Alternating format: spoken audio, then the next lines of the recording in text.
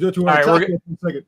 That wasn't. So this is actually we stole this. Tack originally stole this from the dark side, so I stole it from myself. And it's this. Watch this. And we're gonna send out the bad signal, so hopefully it calls.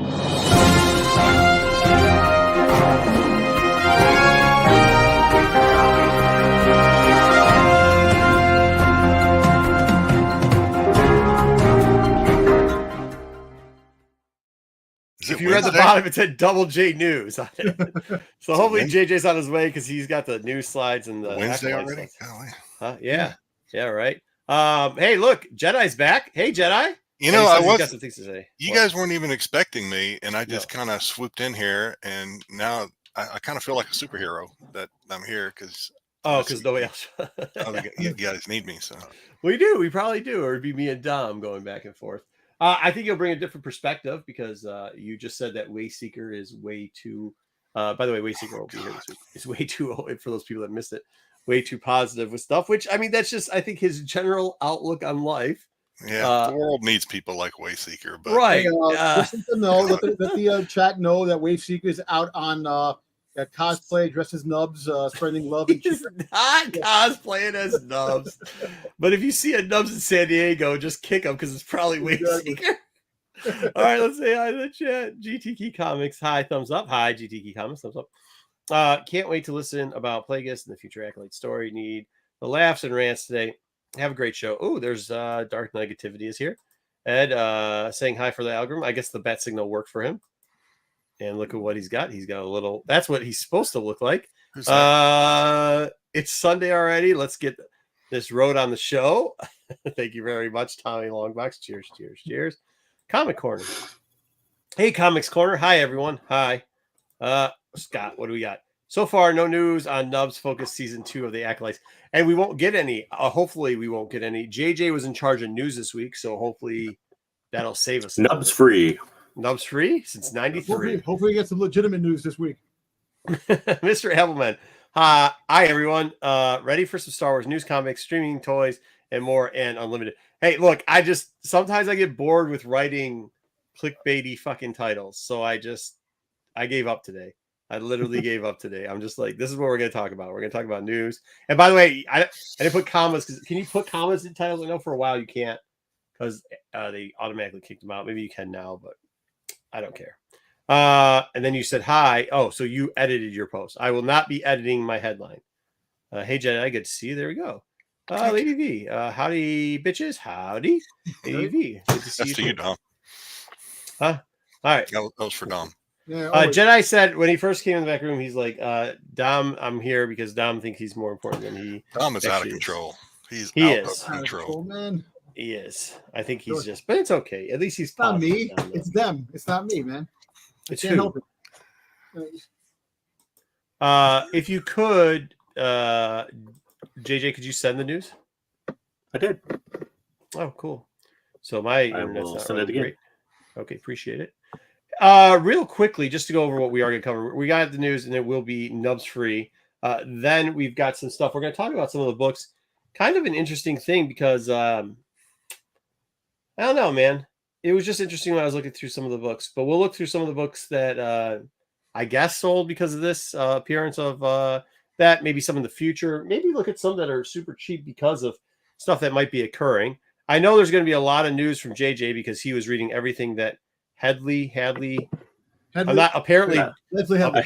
Apparently, Dom hates that I say the girl with the terrible glasses. Apparently, that's a no-no anymore. Can't say that. Did Dom give JJ his reading list? Is that what happened? Just reading everything? Yeah. I condensed it all into one thing. I wasn't putting every single. Oh, so there's a lot of interviews. Do you have news? Do you have news and acolytes or just news? I have news and acolytes. There's links. I'm going to put links for them in the chat. Okay, cool. Thank you. Appreciate it. All right. Well, news is up. All right, cool. So we got all that. I also got 2 boxes of unlimited less. I'm going to open some towards the end. And I'll tell you a story about how I did in a gameplay. And also, I just talked to Jedi. I was like, Jedi, you might want to sell some of this stuff because it's still bringing in pretty decent money. So me too. It's not me, it's them. I know, right? All right. Well, let's get into the news. Here we go. This week in Star Wars news. Take it away, JJ. So, this is where I decided to condense everything because there's about 1 million cast and crew interviews with the Acolyte people this week. Covered everything from Manny Jacinto, who plays the Stranger, not having any lines in Top Gun for some reason because apparently Tom Cruise hates him. To what? I didn't read that one. Apparently he was in Top Gun and all his lines got cut out. Like he had lines originally, but so if you watch the new Top Gun Maverick from what was it 2 years ago? That's Jedi's favorite movie. Yeah, you'll see him in the background of many things, not saying a word hardly. I think he has like one line. I thought he looked familiar. Yeah, that's where he's from.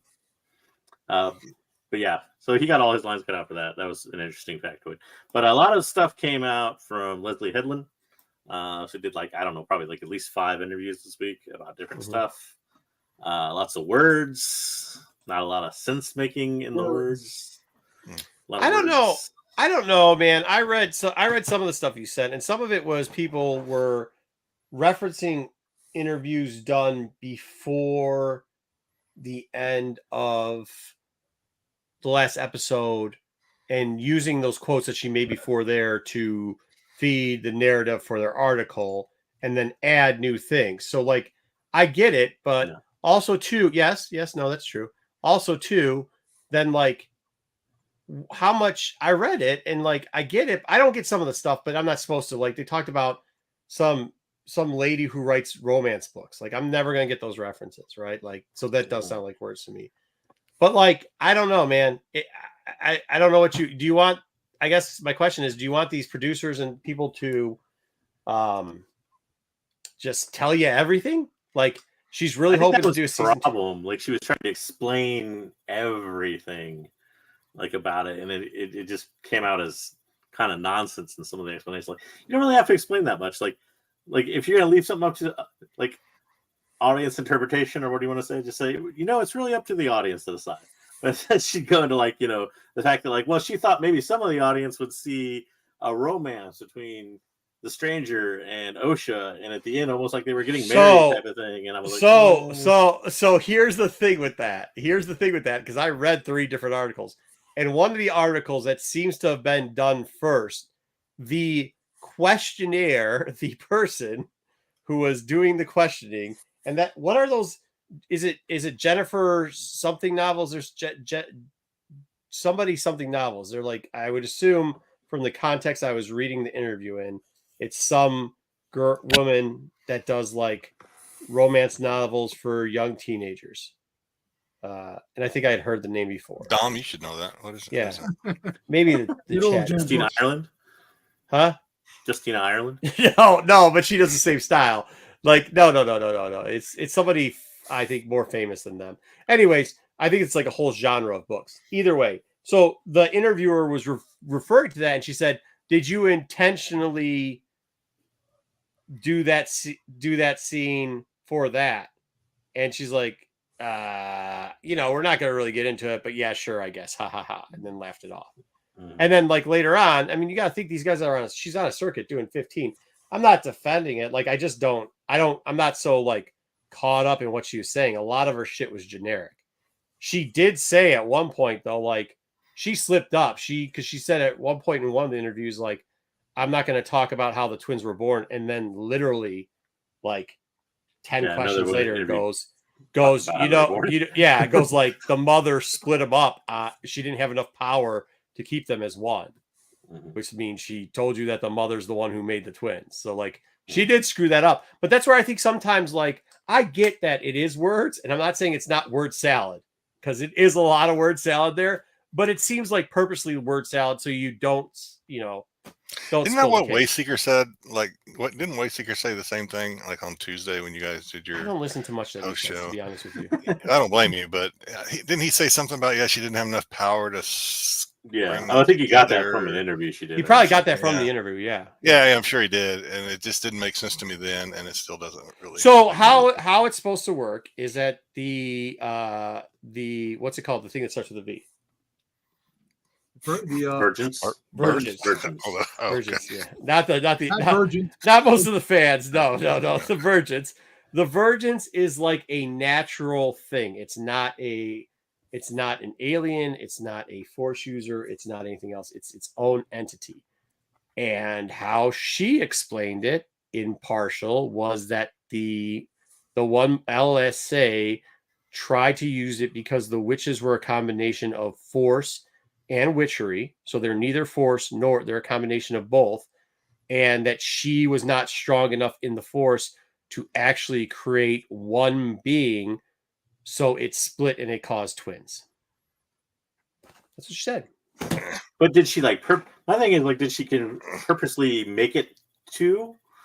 Because she's the whole like power of two thing was like her whole thing. Plagueis had something to do with it.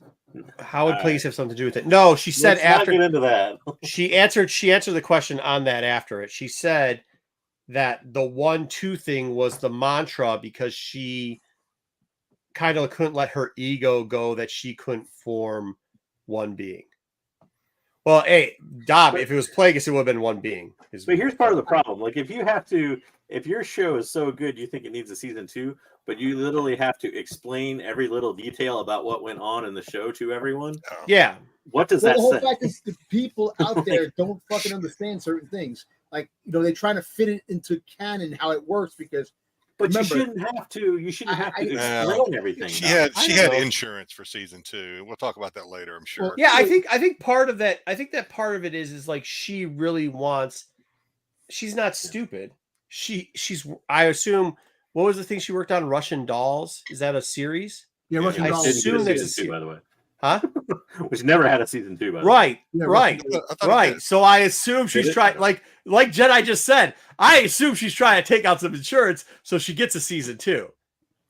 To her fault, I will agree that is not what I'd like to see. I didn't watch it, so I didn't either. I watched the first season. But if you asked me before you just told me that, I mean, that's where I was getting to. I was going to ask you, did it even get a season 2? Because it sure does seem like she set up a lot of stuff so there would be season 2-ish stuff. Interesting things was she said that Plagueis was an idea all along in like every version they had. So I don't think anybody was really surprised by that.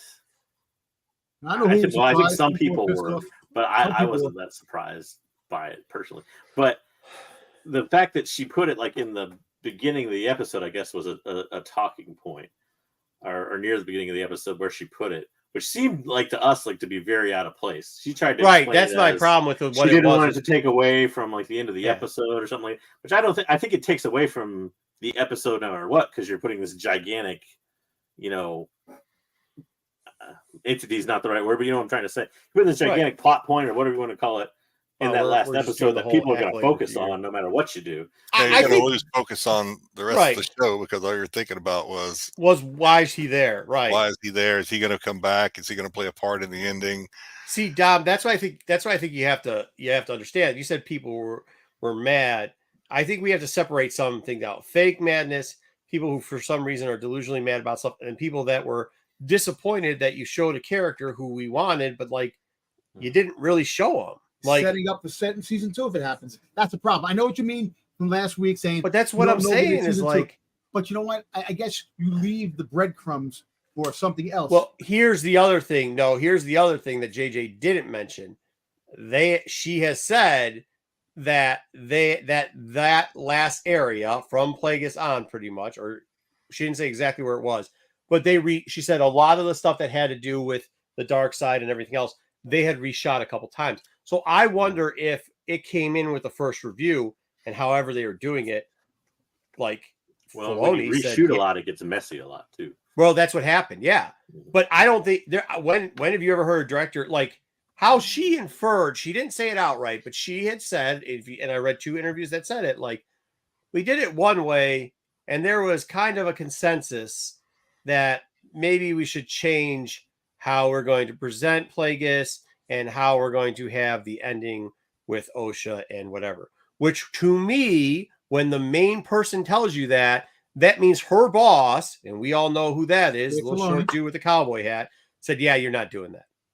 Well, what's funny? The whole thing, funny you say that they really want to get into the aspect of the Sith. They really want to do a story based on that, but Lucasfilm denied them to do it the way they really want to do it. And you got this. because they didn't want. They said that they didn't want. I don't think this. that's true. It's kind of fucking funny because think about it. Wouldn't it be cool to really have a figure Sith oriented show? This kind of they kind of took away that what could have been the show if they could do it that way. That wasn't. This wasn't. I don't think that didn't come up in any of the interviews I read that was the case. No, that was what I read in an article about that. Okay. It was supposed to go that way. And this scene right here. Yeah, but that's not. But that. Well, hold on, Dom. But once again, that's not like you. I could put something down on paper, and it could be bullshit too. That doesn't mean like there actually is enough. This is the one show where there. By the way, this week, the last 2 weeks, there is enough fucking interview content because when JJ says she said fucking words, I'll tell you this, she did. She said a fucking lot of them. Because she was very open, even though she was trying to be cagey around stuff. She talked a fucking lot. Like there's paragraphs and paragraphs. I haven't watched that many interviews with her because the few that I did watch were like little snippets usually, and I always felt like she was trolling when she does her interviews. I think you'd agree she is. She does. Like even here, they had asked questions. Like there was one where they were still asking questions about stuff, and she would, like she'd say like, "Oh well, just can't." They're like, well, about the burst. And she's like, well, we can't talk about it. And then she fucks up, like, because they get her on this. Jane Austen. Is that somebody? Is Jane Austen somebody? Yeah. Pride and Prejudice. Jane Austen. Okay, fucking that's the person. It's not Jennifer, it's Jane Austen. You seen this, the scene right here? So apparently the scene that was supposed to happen, Osha was supposed to kiss Quaimir. And they didn't put that scene in. Where'd you get that? I hate that. That was actually in an interview. He's right about that. That was an interview. Yeah. No, where'd you get the other thing? The other thing, go. You have to go on one of the Star Wars .com nets that I went on. I was reading. Just go. You have to go to one of those sites. Don't go that. Yeah, why'd you have to explain like that? Ruben was setting you up with the question. Sources. Yeah. That was during the Jane Austen interview thing too, where the interviewee was very all her questions I didn't understand. Yeah. They were not very Star Wars related. They definitely she was talking about lightsabers being penises. She was talking about Jane Austen, who I don't know, but I assume she stole that from me. I think I used that in a bit one time. You might have used it as a bit, yes. Oh, dude, look at Chef walks into here. Lightsabers are penises. Like that's got to be a terrible clip right there. What do you say? Good evening, season 2. So many questions need to be answered. I think so too. I don't think I'll be honest with you. I don't mind it if it's done well, Lady Element V. Like the problem with it is like, where's the romantic connection between two people that don't even fucking know each other? That doesn't even make sense. Yeah. I didn't even think there was a lot of chemistry between the actors. Yeah, I will. Well, we'll talk about something that I kind of rediscovered later. Let's get out of this one thing. The interviews are interesting, though. Mm-hmm. All right. Now, speaking of interviews, another thing that dropped this week, if you're on the Dom, read the headline. Go ahead. Daphne and Keen had a great time lying to everybody about Star Wars and Marvel. So as it came out, obviously in the beginning she was very cagey about her character and basically, had lied to the fact that she was going to be in the thing and then confirmed she was in it. And then same thing happened this week she was just talking about earlier how she wasn't in Deadpool 3 when she was doing Star Wars stuff. And you wouldn't see her and all that because it was a Wolverine flick. Well, it turns out she's in Deadpool 3. And you saw her in the last trailer. But she even said where let me read the quote. I had to pull it up bigger, but she said, I had a great time keeping it secret. Yeah. I had to do a bunch of press for the job, aka Acolyte, that I just finished. And I got asked in every interview, and I just got to lie, which was really funny. And then she also went on to say the fact that she took the lessons in lying about what she was doing in the project from Andrew Garfield. So yeah, we have him to blame for everything again in Marvel. Andrew Garfield, he's the best Spider-Man. Yep. That's who she took her lying lessons from. But this is what I'll go ahead, Jedi. But this is what I'll So I mean, I don't have a comment about her lying and all that. I will say I think she had, and I'm trying to run through a lot of them in my head right now. Probably one of the best deaths that I've seen in Star I thought Wars. she was probably one of the in a long best time. actor of the whole group, to Yeah. be honest with you. Her death was really I was like, that's a good death. Yeah. She had Yeah. 3 lightsabers. She's like, Nice triangle. Bah, bah, bah, bah. Yeah. But it was just overall. Anyways, but this is kind of going back to the glasses lady, terrible glasses lady. Like, what do you Leslie want Headland. her to say? Because if she has Yeah. a season 2 coming up, she's got to lie about that. You're on a promotional circuit forever. What are you gonna? You can't give Well, away. It's obvious that you can't trust. You know, we always put these in every news that we do. We seem to talk about the actors' interviews and the directors' interviews and stuff like that. Wayseeker But- does, yes. Wayseeker Yeah. loves to do that, yes. You cannot put a lot of trust in what they say. And stories like this show you that. Like, part of their job, more or less, is to kind of lie to you. Because they can't reveal that much. And the way to not do that is to basically lie to you. And that's the way around it. I think it's unfortunate. It's going to be no comment or it's going to be a lie. I think it's unfortunate for both Dom and Wayseeker because their bits on this show have progressively been this person said versus do you know this person said. You know so that like I hold lie on. myself too, so I kind of I fall into that whole thing too. So that's what I'm here for: to lie, rumors, speculate, to do what I need to do. No, but you think it's truth, and so does Wayseeker. You both fall for this so much. I'm an actor. I convince you to think it No, is true. that is Come on. not true. Come on. All right. Well, you're not that good at it. I'm sorry. All right. What's Hey. next? I convince you a lot, man. No, you Yeah, don't. You don't at all. All right, go ahead. What's this? So we get Nielsen's ratings for Acolyte have started to drop. We get the first week here. You look at that; they had about 488 million minutes, which was across 2 episodes for their Nielsen rating, which put them in about 7th the first week, which is not outstanding but respectable. It's above what Andor was. It was about half of what Ahsoka was. A little bit more than half, maybe probably about 55% of what Ahsoka's 2-episode premiere was. So I'll be honest, for how much people tried to kill it, you know what I mean? Like, look at number 8. Yeah, they tried to kill it right off the bat. Well, one question everybody had was though, like, how much of it is kind of like the hate watch? Yeah, sure. And the people tuning in because there was a lot of, good hype and bad hype about it. And then, so you get to, if you hit the next slide, we get to the second week, which just dropped a couple days ago from Nielsen. And the question is season 2 or not looking outstanding. It dropped off the chart. Oh, it's not out of the top 10. Yeah. So listen, I can't wait for the hate watch of the Skeleton Crew and see how that goes. Oh, this is too childish and stupid. Guaranteed.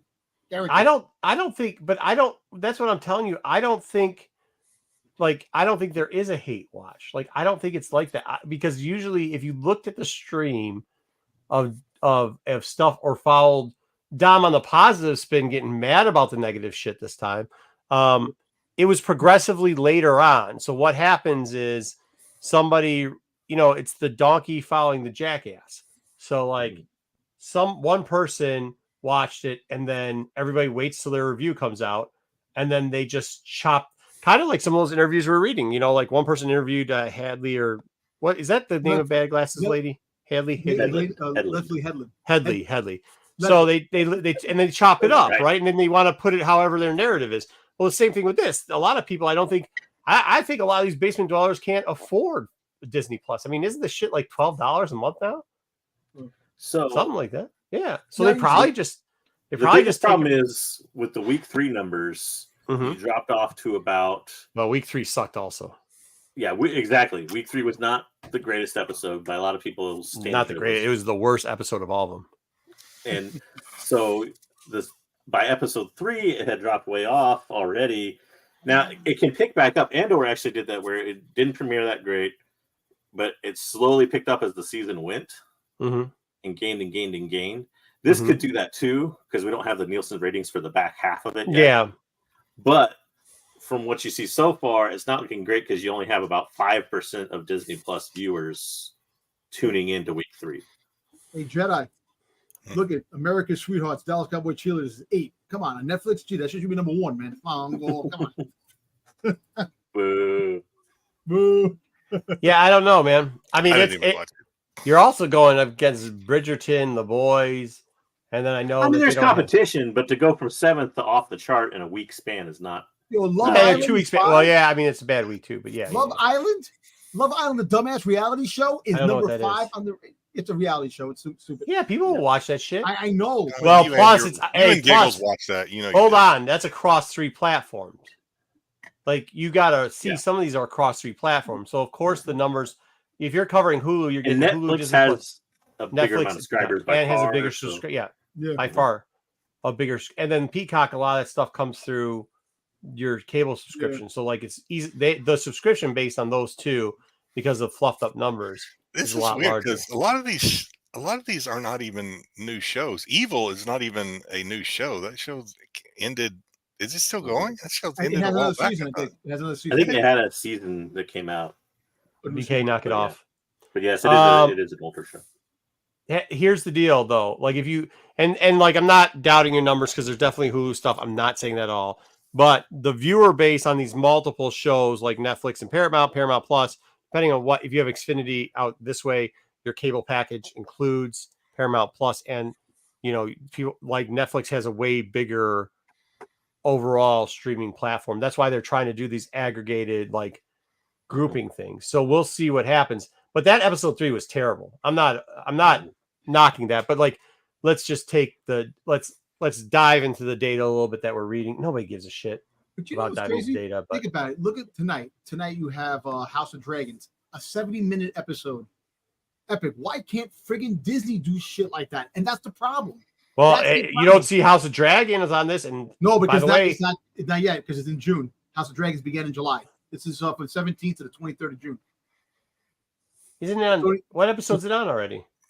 This is like the last episode. It was the season finale, I think. Yeah, so 8 episodes. Yeah, but No, it's it's It's the only last on. episode. It's only on like episode 5 or 6. 6. Five or It's on six. 6. So this Oh, would 6. be out that week, and it would be because this is through June 23rd. I know, but It's 4 or it's still- 5. This actually would have been week 1 on Max. Well, it's a switch too because you have Max on the thing, and then you have the streaming. I mean, I watch it streaming, but not everybody does. And HBO is also split between Yeah, actual, double like, system. That's what I'm saying. People Like watch it on that's HBO and people watch it on Max. That's what I'm saying. Like you got to take this with a grain of salt because I'm sure that this week that probably was one of the most watched things because House of Dragons is just it's great. and that's the thing. I don't understand. See, Disney's problem is the show. The quality needs to step up. They look like a CW show with all the money they put in, and it CW sometimes looks better than the friggin' what Disney puts out, and it's the truth. I think that's debatable on both Andor and this one. Well, I think that's debate. I mean, I actually thought that they did a good job with. But they did a good job. But look at the quality they could do. But I don't understand why they don't do it. But they did it. They did it in this one, and it didn't do well at 3. No, So, I mean, I don't know. Mhm. I think that's just some narrative that I don't understand either. Like, But you have take to this- also look at something like The Boys, which is also only on Amazon Prime. on Prime, yeah, that's the one that's like And I mean, Yeah. it's killing it. So it's killing. It is for sure, But Prime Video comes free. Once again, that's another service that comes free if you have something else, isn't it? Mhm. Yeah, Well, it's it's free. still- Free if you have Prime. Yeah, but it's still Yeah, and the a cost. subscribership of Prime, I would assume, is way more than Hulu and. Yeah, I don't know numbers for subscribers, but Well, probably because see, but yeah, it's probably way higher. Although Probably Prime is not quite as worldwide, I don't think as Disney Plus is, but so I don't know about worldwide. I don't subscribers. Yeah. Yeah, but All interesting numbers nonetheless. We'll have to see what the back half is. Like I said, Andor ticked up, not down. So okay. Well, we'll see what happens. Yeah, we'll check it out. All right, let's get to the next one. Wow, yeah, the poster. yep. Speaking of Skeleton Crew, there was a poster leaked online, which I don't know if it was really leaked online or not, but It was I in a think actually out of store, Italy. right? Yeah, It I was think it was like actually one out of of those- Italy, One of those scrolls, thing with Something like the string on it. They hang it up on the wall. Yeah, like a Yeah. wall scroll, like a Yeah. banner type thing. Yeah. Mhm. But anyways, there was apparently a mysterious droid character. So I was kind of wondering what that character was. We obviously knew the kids because we knew the actors that had been cast, things like that. So we knew those characters, but we did not know the strange-looking droid that came up. So nobody really knows that much about it. There wasn't any official commentary on it or anything. We know all these characters. Who's that elephant-looking character? That's I that thought kid. that He's was. blue. Yeah. That's a Max Rebo. No, it's not. No, it's Yes, not. it is. It's a I Max thought it Rebo was. race. I thought it was Nubs at first. And I was going to get Max really Rebo. like. It can't be because Max Rebo doesn't have arms. He only has legs. It's go look. It's a. He doesn't it's have a- arms. He doesn't. It doesn't It's matter. Max He doesn't have. Rebo. Hey, listen. Yes, it can't it be. is. Go check It it out. can't be. Hey, what's up, Yes, it is. Vostrad? Check it out. Dom, you're not getting for a guy. Just, Google it right now. Google it right now. You'll see. Dom, you're not fucking getting it. For an actor, you're not good at ad-libbing, dude. All right, let's go. Next thing. Jesus. Another interesting review. So Twisters is the latest thing in the box office right now. Okay. Leading it. Supposedly it's pretty good. Wait, But what? It is? the The show Isaac- about this is a remake of the fucking Twister. Not a from remake. It's not a Oh, it's a remake. new It's more, yeah. So It's like a sequel. But, I don't even know if it's a sequel. Really. How the hell do you have a sequel to that? It's supposedly Shit. the son of what's his name? Okay. And, Okay. Well. Okay. All right. I'm done with that. That's already. I'm already done with that. Okay. Go ahead, JJ. Sorry. but Lee Isaac Chung, who people may or may not remember, thanked Star Wars for his kind of beginning of being able to get a big project like Twisters because he did an episode of Mandalorian. Oh, nice. Yeah. Good for him. And also he did an episode coming up in Skeleton Crew too, so as a director. Nice. But- Yeah, I'm that's looking all forward right. to that. What's that? I'm looking forward to that, man. Skeleton Crew. Yeah. I'm Good. looking forward to it. So am I. All right. Well, good for him. That's good to see that people are getting If you wanna shots and see- doing other things. Go Like ahead. his style and his action, his direction. If you watch Twisters, you may see a little bit of something like that coming up in Skeleton Crew. Maybe. Do you remember which episode he did in Mandalorian or what season? It was episode 19, which was second season, I think. Yeah, probably. All right. All right. What the heck? So there was a memoir that came out from Michael Bunch of Hirsch. droids. Michael Hirsch was a big animation director in Okay. the late 70s through the 80s. Mhm. Boys and He Ewoks. had an animation studio, and he was his first, or at least the studio's first big project was Droids and Ewoks. Yep. Cartoons of the early 80s, including also the holiday special cartoon that Dom would be famous for giving us Boba Fett. So, Boba Fett. but Boba Fett? anyways, it comes out. He said that the cartoons failed. A lot of times, shocker here. George Lucas and Lucasfilm wouldn't let them use a lot of the characters they wanted to use. They couldn't use Leia, Luke, Han, all those primary characters. They Sounds like the sounds like only thing they really let them use freely was the music. sounds like that's where Dave Filoni got it from, huh? Yeah. Yep. But he did also mention in a little blurb that George Lucas actually wanted Eddie Murphy to be the voice of the droids. That would have been fucking awesome, That bro. would have been right. Yeah. All right, that's He kind would of have funny. had the donkey from I was Shrek gonna say we Yeah. get Donkey. Yeah. interview. Yeah. Why would you say? Hold on. Why did after all these years do you come back and say some shit like this? Well, it was a memoir. It was a book. Oh, okay. Oh, okay. that Michael Yeah, he's wrote. also going to be at a con doing a talk to coming soon. I forgot. Oh, so it was living memoirs. It's not even yeah, dead yeah, memoirs. he's going to be discussing stuff. Yeah, That's, he's I guess, alive, kind of but- why I'm saying it. Well, maybe he's probably got to get a job. Rambo, hey, what's up, Wookie Fanatic? That's not... He went on to do a lot of famous 80s cartoons. Like I think he did Care Bears, Do you know Like the a lot funny of thing those is the song? Muppets He cartoon. got- I think. Not Muppets, He- but the was the opening other entrance, the theme song for Droids was like an What? 80s pop song, which was kind of funny. It Oh. wasn't like a legitimate Star Wars song, when they did Droids. Mhm. It's Yeah, very- I mean, let's bring this back too. When we talk about like the nostalgia for Star Wars, and some people get on me because I'm like, hey, you better watch what you say about Lucas because he fucked a lot of Star Wars up. Like, this is what we're talking about. Where they're trying to have people make good product, and George just didn't want to get outshined for one, and two, he probably didn't know the product that well. Like when you look at early interviews with George, like I know everybody's like, oh, he said he had the last 3 stories written. Bullshit. That guy, like, he didn't have any stories written. The only story he ever had written was kind of New Hope. You know what I mean? He didn't They really. changed The Empire Strikes Back 5 times before they got the right thing, and they He changed gave it him- just no, as it hold on. went. George gave him like 32 pages, Dom. You're supposedly an actor. You should know that ain't a movie. I know. A That's 15-minute the movie. Cliff Notes of an outlaw. That's You know- 15 minutes of a cliff, though, bro. That ain't how acting works. That ain't how acting works. I know. I know. So, it's 32 times. There's a line from Futurama where he writes like 6 pages of the script. He's like, "It took an hour to write. I think it took an hour to read." Yeah, right. That was the George. And I'm not blaming George for it because, he decided he wanted to try to make money and fund it himself, and he wanted to, and I get it, and you have to give him respect for that and appreciate that. But the gatekeeping that George did, I think you can't tell the story without it. And I think that's now you see Dave doing it, and you're like, wow, man, could you imagine what the stories could be?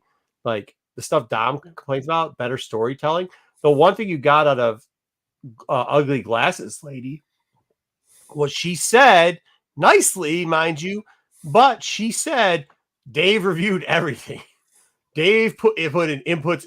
I was going to do this, and then we had to reshoot it through, and then I took it in front of Dave and Pablo, and then we reshot it 3 times. Like, I'm not sure that's hey, I was happy that my boss, I don't know what y'all do for a living, but if I don't go into my employees unless I really need it done and tell them, hey, my man, could you please redo this? Or excuse me, could you please redo that? Because I don't want to get in their way of working. But I've had bosses before, and I know people and even friends who own companies that do that get in the way of their employees. And micromanagement, more or less. Huh? What's so that? Kind of the Hollywood version of micromanagement, more or less. Yeah, but they're doing it out of a way so that you don't take shine away from them, and that's kind of petty. Look, like you Petty see, energy. I understand that George didn't want anybody to use other characters and stuff like that. He just didn't get. He didn't want to use it if he didn't get paid a ton for it. I know, and you know what? Look, the whole thing with the canon things being canon. I understand certain things that the canon, but I think if they go past the canon thing, the story, they can do other stories that actually can make you can do stories outside, but it can still be connected. But the canon thing really does stop a lot of the stories from progressing. If somebody else will do something, like if Dave Filoni you can't use Cad Bane, you can't use or whatever characters. Meanwhile, if the story someone else is doing calls for Cad Bane or calls for another character, he won't let them use it. But that's not a canon thing because he shits all over canon. He's the king of shitting on canon. He is. He definitely is. You're right. He is. No Jedi. He's done it. Sure. Yeah. Just ask Ahsoka. Just ask Bailey. He's a Mandalore. Just ask Ahsoka. And then, and by the way, that's insider trading because you know who they're recasting as Balin, right? Shh, don't tell him. Mm-hmm. Absolutely. All right, next up. No. I assume we'll talk about this in comics, so we'll go real deep into it. But the next chapter or what you call relaunch, I guess, of the Marvel line of Star Wars comics is going to be post Return of the Jedi. They're still doing comics. Apparently, they're going to give us Ewoks versus bounty hunters. So the overall story ideas do not appear to improve that much. No, Ewoks versus bounty hunters. I liked the one thing that I'll give Tales, and I don't think people took him. Tales, the old Star Wars Dark Horse. What the heck was the true title of it? It wasn't called Tales. What the heck was the true title of the comic? Tales. What are you talking pre-canon or was not? It Tales? Tales. It was Tales. Yeah. Why am I brain farting right now? All right, Tales, the comic book series from Dark Horse, was they used to have these little bits in the back that were pretty funny, and one of them was Boba Fett trying to get. Was it Jango Fett or Boba Fett? Jango Fett trying to get. I think it's Boba Fett. It was Boba Fett, yeah. And Ewok became like Boba Fett for a bit. Funny as shit. So I'll enjoy some of this, but no, the writing's fucking piss poor anyway. So, well, listen. Do you think now? All right, this is going to be post Jedi. Do you think that we'll get more stories of Cobb Vanth? Because Cobb Vanth, after Boba Fett fell into Sarlacc, came out later on, and he lost his armor. So you remember the story of how Cobb Vanth got Boba Fett's armor to become the Marshal. So now this is going into that. Oh, hold on. That story was told by Chuck Wagon. Yeah, I was. We already have that story. We already have that story. Canon. Yeah, it is. But more stories. But in Dom's defense, Dave has taken shit up like that, and since Chuck doesn't work there anymore, for the stupidest reason I've ever heard, Dave could easily. Dom's got a point. Dave could easily just rewrite that shit. I don't know how much involved he is in the comics, but yeah. Oh yeah. Fair enough. Maybe what? Like I said, maybe you get Fennec Shand stories in that time period too. I'm saying that you have an open what? He just said, Yeah, not you. Uh, Ewoks aren't stupid. No, listen, we saw Boba Fett kill the Ewoks in Robot Chicken, which JJ brought up one time before, which is true. That's goes back Falling to debris the of the Death Star. assholes. That's canon. You see, that's the thing, though. That's not actually the character. That's what Kyle was saying in a roundabout way. I'm sorry, my brain's gone. But that character isn't a Dave character. It was a Chuck Wingo character. He actually did it and did the side story for him. Dave just used him in a TV show. So, I mean, and that is sometimes how Dave claims characters. But, like, if somebody wanted to rewrite that character, I don't understand how they stop it. But maybe, like I said, because now the story's a post, maybe he'll make the story. He'll give the okay for someone to do the story, because maybe that's when he wants to fit in the timeline. Like when he said that Disney has plans. What fucking plans do you have? Cobb Vanth. That's what George Lucas used to say. I don't. That's literally what he used to say. I have plans. And there's no plans. You freaking haven't seen Cobb Vanth. He was in the back of the tank that one time, and then Fennec Shand. What, the one cartoon appearance in the Bad Batch? That was it. Come on, man. Why do we think that these post episode 6 comics aren't going to be about Luke, Han, No, Leia? it is. Oh, I think they will be. It But will be. The only storyline they kind of previewed for us was the Ewoks versus bounty hunters thing. Well, here's the other thing. I have no doubt that you'll see, especially in mainline Star Wars. Soul's writing it. Leia and Han, Lando, Yeah. blah blah blah. Yeah, Soul 100% writing it. It's going to be Luke, Leia. It is. And we're gonna cover the comics this week, but I'm just saying there's gonna be a lot of stories now that will be outside of certain things, but of course there's not gonna be any Boba Fett because he's in the Sarlacc. He falls. In the I Sarlacc. don't have a problem with this as long as they don't link this to the main line. If you want to give us side adventure stories, make them. I don't care. 16. What is it? It's 8 for a trade now, so 16. 8s or 16s. You don't want to do a mini. You don't want to do an 8. You want to do 16 freaking books. They do 5s. They do 5s for trade too sometimes. But you 5 don't for trade have on minis. to Okay. have the Luke and Leia characters. You can have different stories. You can have stories with different characters. It doesn't have to be just them. It takes place in the timeline. Yeah, you could, but what makes you think they will? Well, they did it before, but the problem with it is they did it with like Poe Dameron and did 90 fucking books under. I mean, how long is that Poe Dameron fucking title? I think 24. Was it 20 something issues? No, Yeah. Poe Dameron, bro. I never read. Poe a Dameron single was one. like 19, 20 issues, I think. 24. Yeah, 2 years. Okay, that's right, 24. Yeah. I was gonna say it was like 2 years. I thought it was longer than that. I thought it was got into the 30s. I don't think it's quite that high. Did it get quite that? It seemed like it went on for fucking ever. Yeah. I mean, we don't 2 need years this. is a long time of Poe Dameron stories. I mean, you don't need I it. know. That's the thing. You got Poe. So why can't they do stories of like other characters, like a mixture, like they did in Clone War cartoon? They had stories of Anakin and Obi-Wan, but they had stories of other people, other things that were going on without them in the story, just in the background. Well, I think Hey, with the BK, can mainline you Star comment? Wars, they've kind of do that a little bit, but like they 31 haven't issues. pulled in enough of those side characters, and they try to split off books like they try to do Bounty Hunter the book, which was balanced. I think that would have been a good title if it was like 12 issues. It didn't need to be Listen. what was it, like 40 in the end. Like Give me you're doing too much.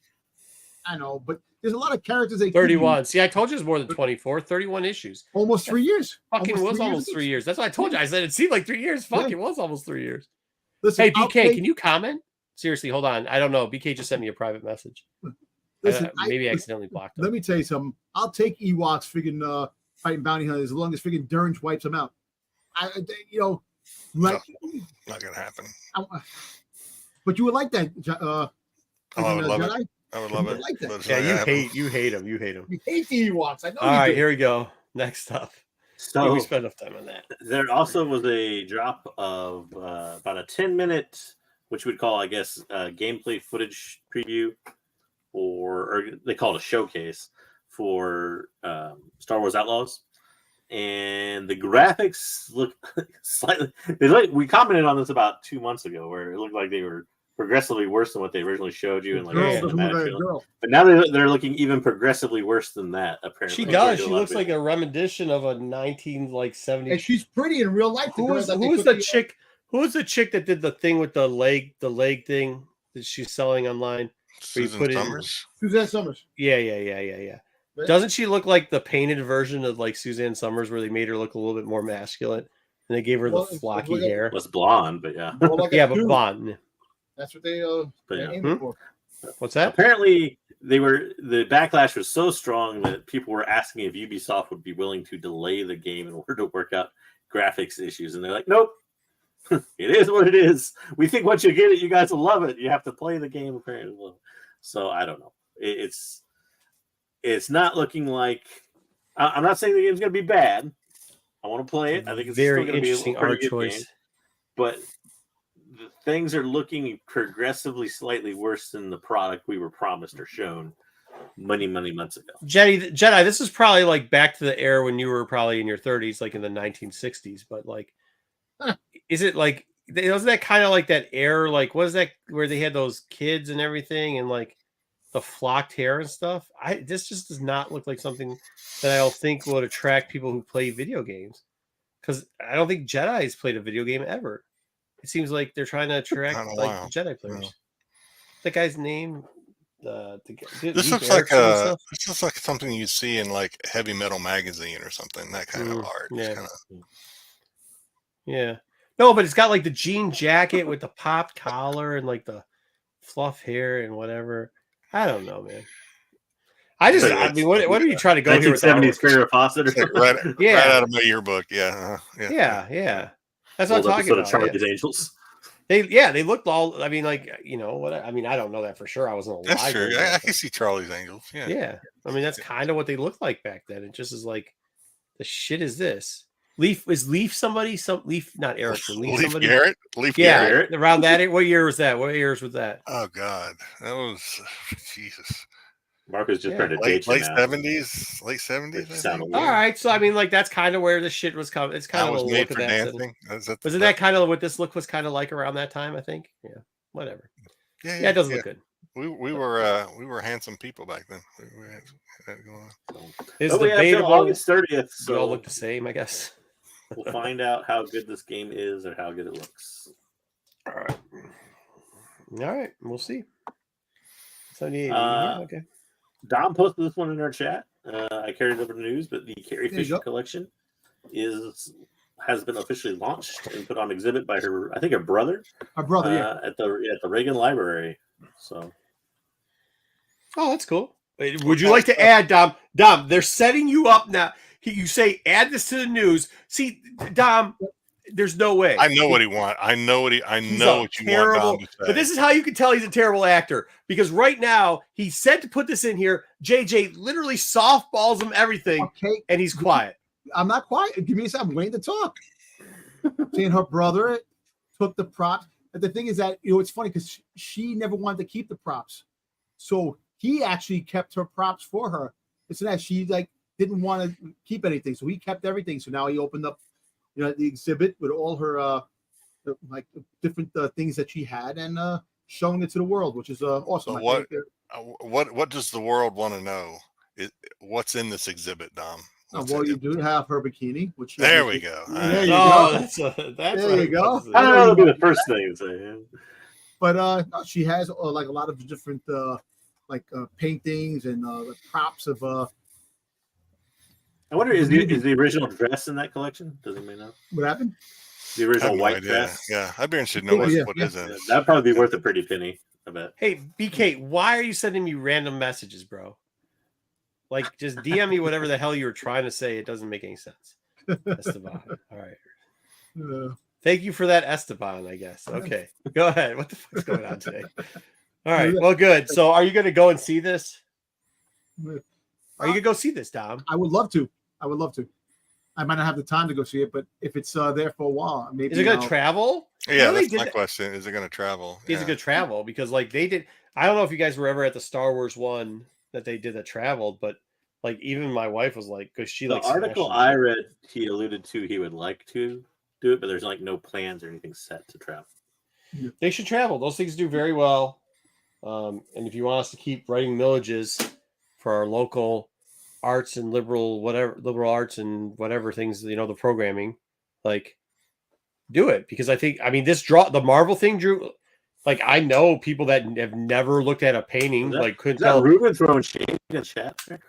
My brother went to work to the museum that had the Star Wars exhibit in Ohio. Jesus. I think BK took over Ruben's thing. Does she have a journal with all the Did he get fans? hacked? That's like the first the heck? negative Star Wars thing I think I ever heard Ruben say. And listen, she with Harrison Ford, man, she 19 Your years tech old, issue, not mine. hanging out with Harrison Ford, man. Jesus. Next time, just tell your mom to text me. All right. I'm just saying, like, I mean, you should, like, the Marvel thing did really well. That Star Wars thing was, I actually saw that Star Wars thing because it started on the West Coast and they said it wasn't going to come across. I think I saw it in Seattle. Isn't that where it started? It was pretty close over there. And then they had changed it by the time I got to Detroit. I think I've seen it 3 times. I think I saw it in Pittsburgh too. And it was changed every single time. I think they did an amazing job. So hopefully whoever choreographed that is doing the same thing here and they do a share program with it because that would be amazing. But see, it does well. Texting me now. You know, it does well when joking about your Star mom Wars, texting me. when they have things on display, it really does well. A lot of fans do show up to those events. Yeah. Just in general. Okay, send you a virus. No, his mom just texted me. Oh, okay. Is she looking for him? She's worried about Yeah, him. she's something else. All right. All right. Anyway. I think Ruben was, because remember Ruben told us a story one time No, this is something in when 2000. when she saw when he met Carrie, and he felt like Carrie had some sort of crush on him. If you remember the story. He wishes. Say that. Yeah. So I think Ruben feels like he had a missed opportunity. Maybe That's because he thought he was going to be. Hey, he thought he was going to be in hey. the new Obi-Wan show, but it turned out it wasn't him. It was. Hey, hold on. another guy. I'm not dissing Ruben, but like, he told the story on this show. If I'm Well, not he did. mistaken. Really? No, but that's a lie, man. He wished. I don't listen to anybody's story. So here's the deal. If you had to put your hand up 50-50, she was attracted to Ruben, or the other choices, she was probably coked the fuck out of her mind. Or drunk. Exactly. I think we're talking like, Maybe it's both. 50-year-old Bit of both. Carrie Fisher too. So 50-year-old Carrie Fisher still fucked up. still it's Carrie Fisher though. Still Yeah, Princess she was Leia, flirting so, with freaking what's his face? Freaking what's the oh, Jesus Ford? Christ. I don't think it's flirting. She just Clerks. was very vivacious. Is that what it's From called? Clerks. Jay and Silent Bob. What's his name? Yeah, Freaking Kevin Smith. Kevin Smith. That she was on. Have you ever met her before? I think that's just her personality is Yeah, bubbly. He's She's being that way. very quiet. He's probably Yeah. laughing. I think he said that Carrie said that he smelled good. Something like that. It was something like that. It's coming to me a little bit. It's He just smelled like ass crack. That's what he smelled like. Yeah, he's Anaconda. He's like one of 60 people in a row that has deodorant on. She's like, wow, at least this guy doesn't smell like butt Exactly. ass. if I Like ever meet swamp Ruben ass. in person, first thing I'm gonna do is give him a big. Yeah, I gotta see what the Yeah, I'm not doing that. what's going on. Oh yeah, I'll do it for you. I'll let you know. All right. Yeah, that the 90s one was cool, but they did another one where they did a share program in the 2000s. Was it 2008 or something when it started? And it didn't end until like 2014, I think. What? She stepped to Ruben hard. He has a high Jesus Christ. Oh, she thought she was talking to Kane. Is that what happened? Yeah. I thought She thought she was talking to the wrestler? Yeah. Holy hell. Okay. All right, Ruben. She's well, talking to the sorry, governor Ruben. of Tennessee. He's getting it from everyone. All right. Last but not least, ending on a fun, light note, there was a podcast that raised money for a charity that Amidala. I've always butchered her name. I'm going to say Amidala Sternberg. Is that who Charity- this person is? Amanda. The picture? Yeah, Amanda- the Amanda- Star of the Acolyte. Okay. As There a you go. charity that the podcasters organized the fundraiser for. I think they raised like $1,000 in like an hour or something. The lady who played OSHA in May. Okay, that's good. Just a fun little charity Cool. story. to cap Well, off good the- for them. Did they raise any money, hopefully? $1,000 in like an hour. That's Not it? too bad. Yeah, good. Yeah. Only an hour. $1,000 in 1 hour? Something like that, yeah. That's not that good. It was a small podcast. So Oh, okay. Okay. Okay. Good for them. All right. that's it. That's That it. was the week's No highlight. nubs, no trolling. Good. No nubs. No nothing. No troll for me. Great. Nope. Great, All right. JJ. You did a great job. Let's get to. Unfortunately, we might fly through this too. We might do the market thing afterwards. Actually, I'm surprised you didn't do something because we'll talk about it afterwards because Wayseeker had put in a point to talk about certain characters that are coming up. So maybe we'll do the second half of the comic portion after we do the Acolyte review. Well, let's get into the weekly comics. We finally realized why Star Wars 48 had a 125 Tarkin cover, because Princess Leia has this like sweat dream that she actually blew up Alderaan and killed her baby self. Like So Superman and Planet Krypton? That's a story. Yeah, no, so like this is like little Leia here, supposedly. There's her mom, and then she's like also seeing Tarkin go, "You're gonna blow up Alderaan," and then she's like, "What's that building up there?" And then that's her mom, and that's supposed to be what's his name? Wait a minute. If it was baby her, would she have also had to have traveled back in time? Bro, I'm telling you. Well, it turns out it's a dream. Yeah, but that's yeah. I mean, whatever. It was stupid. I've had weirder dreams, so I'm not down. I mean, I've had some weird dreams. I had weird dreams too. I had a dream about Dom. He had hair, and there was a hula hoop. It was Man, weird. you had a dream about me. Jesus Christ. Wait, what? That's great.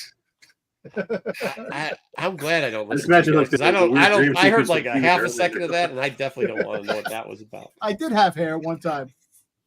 Okay, anyways, continuing along. So she wakes up in hot sweats, and C-3PO's like, "Would you want me to give you an ice pack or something?" She's like, "No, I was sweating and having dreams, so I want my brother to come in here." She calls him Luke Skywalker too, by the way. Anyways, so he's like, "Hey, you fly and I'll fly, and then we'll both fly together, even though we won't fly together, and we'll go find who this person is that's in a tank, and nobody's gonna remember this person anyways." But she's supposed to be like the cast anew of Alderaan. So I put it here for you. Her name is Jorah Astine. Jor-El? Whatever. Huh? From Krypton? Jor-El from Krypton? Yeah, right. She was her first appearance was in Princess Leia 3 for all you Princess Leia first appearance collectors. I assume this made a list someplace at one point. It was really a hype bomb, but yeah, whatever. The real question is, does anybody question Luke on why he all of a sudden started dressing like Johnny Cash in all black? No, nobody does that. Instead of normal clothes. And also nobody, or robes, because of the Jedi Order, because he's trying to be a Jedi. Nobody asked that, nor do they ask why the art changed so much in this book. Okay, so that's her. Next up, they bring back another character that they introduced and died this is 48. I think the last time we saw her was around 11 or something. Wasn't it? Yeah, 12, 11, where she blew up on Tarkin's ship or whatever happened to her. Nobody dies. Elena Zar's back. Her first appearance was the first book in this series, and nobody gives a shit.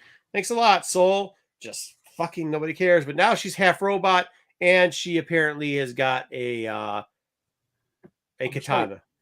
Yeah. So there you go. And that was Star Wars. It wasn't terrible, but it wasn't great. Next up, we got 40. We got Vader 48. They're still doing 125 copies. They are telling story. Is Luke Skywalker going to turn to the dark side? I'll be honest. The stories aren't bad. They're just out of place. These stories would have been fine if they were doing these stories in book 1, 2, 3, 4, 5, the first year of the series, and then they ended it after second year. But since we've had to deal with 4 years of fucking bullshit. How many years? 48? That's 12, 24. Yeah, 4 years of bullshit. Yeah. 4 years of bullshit. They are just out of place and pretty much a pain in the ass to read. All right. Next up, FOC, because that's what we need. We need more Star Wars. Star Wars 48, 125 copies. Some slapdicks will buy this. I don't know why. But yeah, bringing Lando back. Because, yeah. Chewie will be there too. It's supposed to end at 50. Speaking of slapdicks, there you go, slapdicks. A virgin for Ahsoka 1 of a cover you already have twice now. And then we're just going to do another cover and put a trade dress on it and make it foil. I got the foil cover of that one. Or make it non-foil. Well, now it's non-foil, so that's the regular cover. So there you go. So that's garbage you can FOC this week. And the other garbage, I guessed wrong. I said that they're going to make the color of the Inquisitor logo on the top of the trade dress a different color. Nope, they decided to just say, fuck it, we're going to take most of the cover off the front of the cover. That would be your A cover for Inquisitor. And then we're going to play Ruben more royalties by making his shitty-ass cover that nobody fucking bought. I swear to God, go to your LCSs. Ask them how many of those covers they ordered, and then go on the shelf and count if a single one of those fuckers are sold. They are not. The only time they sold is if they didn't order enough of the A cover and it sold I don't out. understand. They just made that now version. make second printings for the sake of making second printings. They don't give a shit anymore. That's it. Pay him. Yes. Yeah. So that's it. That's the 1 in 25s. Congratulations, limp dick fuckers. All right. Let's get into. No, I mean, I'm not going to be nice about people buying that bullshit anymore. It's fucking terrible. Yes, Ruben, you can miss issues. You'll still get them for goddamn dirt cheap. Don't worry. Yeah. Should we go into 50 pages of toys, or should we hit up some Acolyte? 20 pages of toys, not 50. Considering we fucking have gone through most of Acolyte anyways, and Jedi has to eat dinner soon. Jedi, it's up to you. Oh, let's do Acolyte. Oh, you don't want to do toys? Okay, let's do Okay, Acolyte. I don't care. Here we go. Acolyte it is. We start off with a helmet. JJ? So we start off exactly where we left off 2 weeks ago, not last week, with May putting on the sensory deprivation helmet, whatever they call it. But she starts to freak out, breathe real heavy, and then for some reason we get the next scene, which I still don't understand after watching it twice, of the stranger going black eyes and really freaking out that she's wearing the helmet, despite the fact that he told her to wear the helmet in episode 6, and trying to get the helmet off of her. I guess because she's like having the vision and choking. I don't really know what the powers so come out, and that's why he kind of I don't know, the black eye. But doesn't he want her power to come out? He does, but I think right now he's not going black eye. It's either one of two things, and under the interview, she kind of inferred to this too. It is either one, Osha possessing him to take the helmet off because for some reason she can't take it off herself, or two, she said you didn't see the body, so the person's not dead. So it's somebody else in the background possessing him, and no, that isn't somebody who is a Sith Lord. It's a witch possessing him to take the helmet off the head because her daughter is freaking out. Nah, I don't think so. You don't think what? It's Osha. Because remember, Osha's part witch. So she's part witch. Then yeah, it could be. I gave you two options. It could be either one. It definitely has to be either the mother or Osha. That's what it is. It's not him turning his own eyes black. Anyways, somebody possessed him. She has big shock, a vision of what she thinks is May killing Soul, and she does it without a weapon. So, which tells us that two things. This giant story was actually a one article I posted in the chat from like 4 weeks ago, said a giant force choke origin story. Also the fact that it seems weird, but shock twist was, as we all know from the end, that it was her, not May, which also right when she said that, I don't know about anybody else, but it kind of tipped me off that it's actually her, not May. That didn't make any sense though. How don't you fucking know that's you? You're wearing the clothes. Exactly. Like you're wearing the clothes. You look different. I mean, don't get me wrong. People have problems telling twins apart, but twins can usually tell themselves apart from each other. Yeah. So that's that. That's like, all right. Yeah. Fast forward to the ship. May's still strapped down. Soul is confessed. The thing I find out here, so he tells her, she asks where they are, and he tells her they're at Brindok, where everything started. I'm calling the Vernestra and the council here to worst Jedi ever confess. Yeah. And he even goes on to say that he knows now that he can use. But the weird part about this conversation is he says now he can prove with May there that both her and Osha are the virgins or whatever.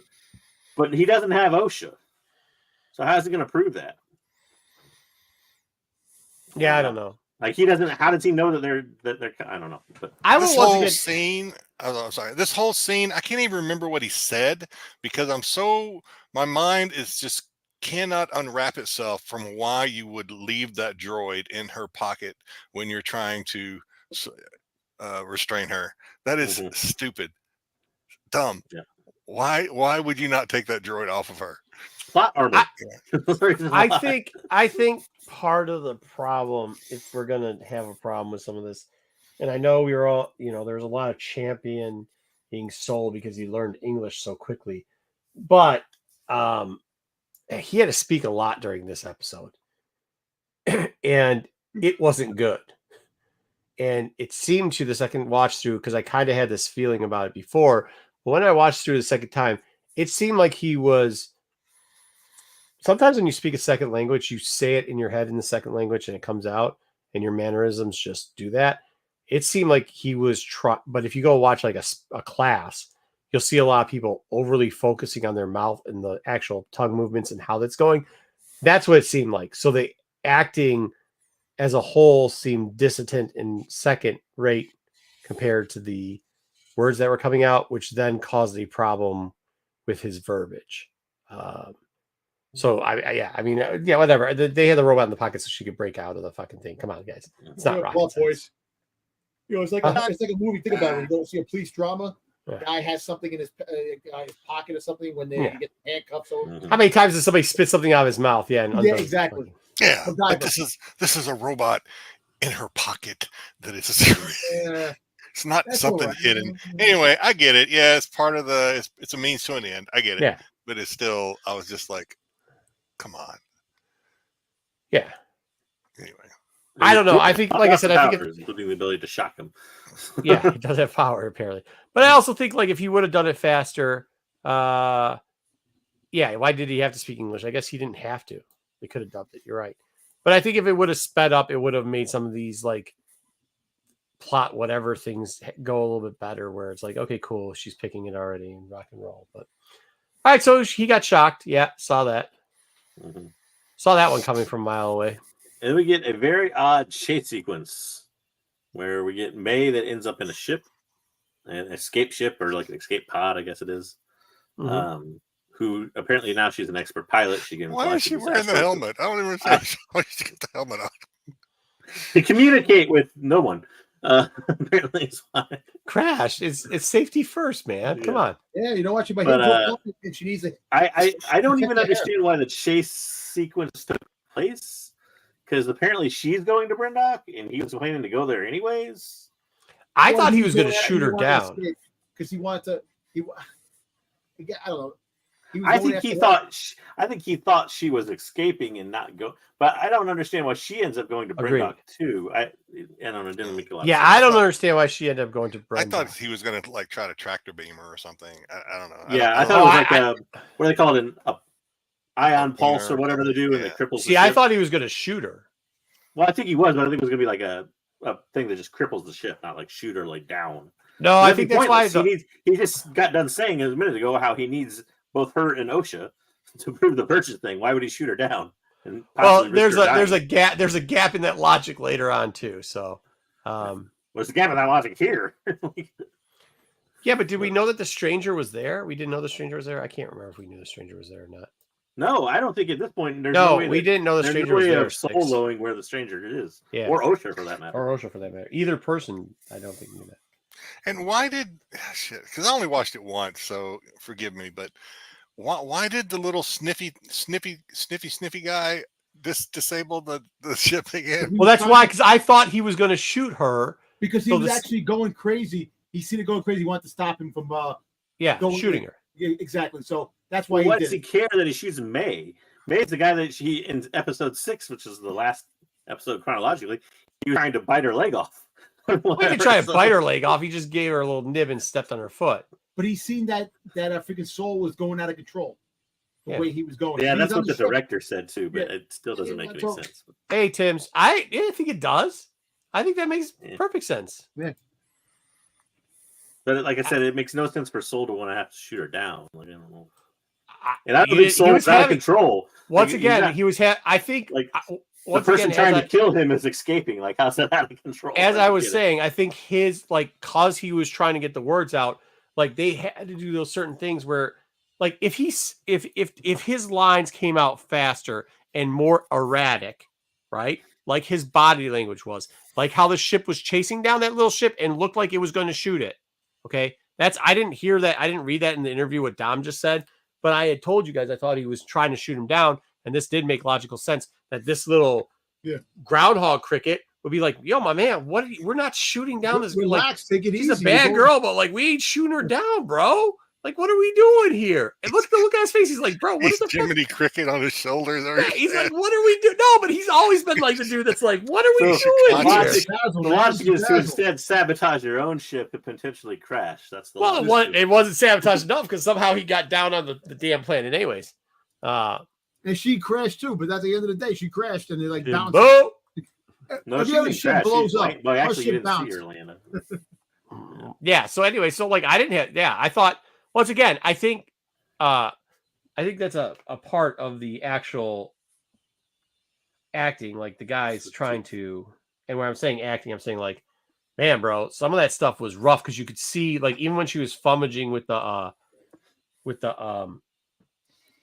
locks that were on her arm before the robot did it, you're like, holy shit, why? Yeah. And it's because he's trying to give a monologue at the time, and it's not going well.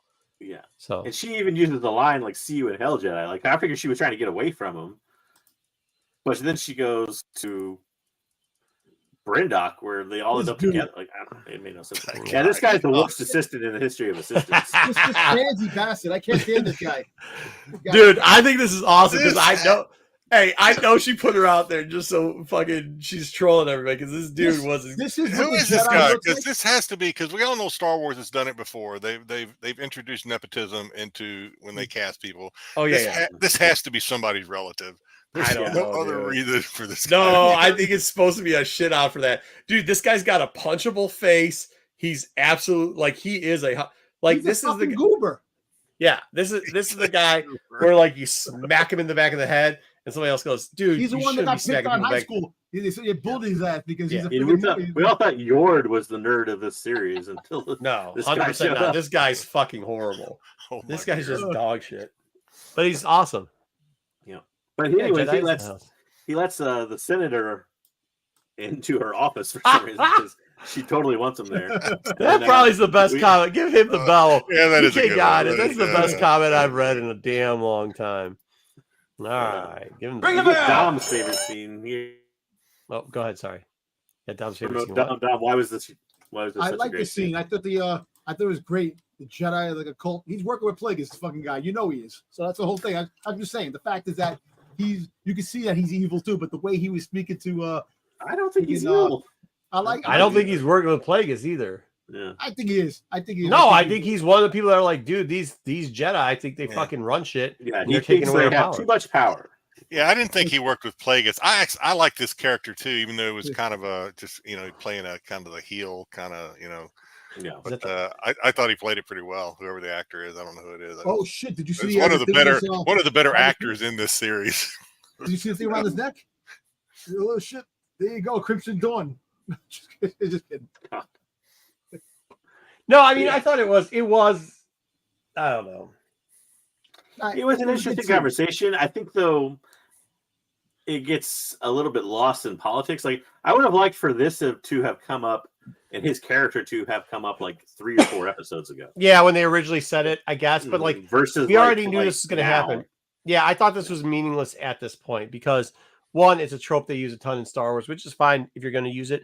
But it needed to go back to originally. Remember when she's like, "Don't tell any of the senators anything." That's when this needed to be there. It would have had more weight there. This is a throwaway.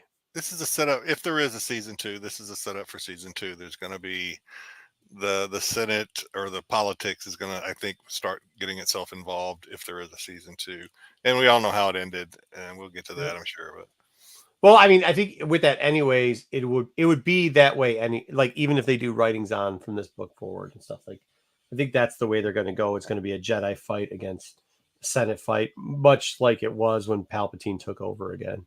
Yes, that's one of the problems I have with it too. Though is you have 100 years between this and like Phantom Menace. They're still pretty closely tied to the Republic and the Senate. Come Phantom Menace, like I don't know, like they're even doing. Like that's how literally Phantom Menace starts is Obi-Wan and Qui-Gon doing like a chore for the Senate of going to negotiate this deal. Well, for some of the Senate, because the Senate split up into the Separatists and the whatevers. So there was dissidents. The Separatists are entirely separate. Like they're rebels more or less. Yeah. But it's a separate thing. But Yeah, no, I understand that, but some of the Senate did go towards a separate. What I'm saying is like, yeah. There Well, was- yeah, just like when you have a civil war, some of the politicians went with the thing. In season 2, we'll see a young, eager Palpatine as this guy's assistant. They have to His skip. page. He's They're his gonna have page in to the skip Senate. a few years. Because Palpatine was in his 50s in the Phantom Menace. Yeah, Palpatine wouldn't be. Yeah, The 50s, the he Phantom would be Menace. too old. he really wouldn't be alive right now. Yeah, he wouldn't be alive. But- He would have to. You have to wait. But this guy could be old. Who knows? He's an alien. I Yeah, think they just kind of threw this scene in there in this to To give her girlfriend some more disparage lines. isn't a very good word, but to begin kind of the disparagement of the Jedi and to give you a reason why Vanestra needs to cover things up later on and that type of stuff. Like I think that's the only reason the scene really existed. But, I wish they Yeah, would to go into the multiverse, and change things around, man. So you don't have to. And So, Joe, earlier we were talking about some of the interviews, and one of the things that was said was that this episode was reshot more than any of the other episodes and changed around. And it didn't sound like it. How she said it in the couple interviews, it didn't sound like that was her idea. It sounded like it came from higher up, from Filoni and Pablo. So, well, I think it was her idea. I think that the way I understood it was that they would have an idea, they'd present it to Filoni or whatever, and they would shoot that idea, and then the idea, they would say, well, we don't like how that played out. Let's go back and do it again. I think she's part of that. I don't know that that was like total studio interference type of thing. But yeah, I'm not saying it's total she seemed studio very interference. satisfied with the way it came out. Yeah, so. she seemed to. Well, when you're trying to get a season 2 and it still hasn't been renewed yet, you probably would say the same thing. But yeah. Well, we're not going to know about season 2 anytime soon. So. Damn, you said we were gonna find out like in a week.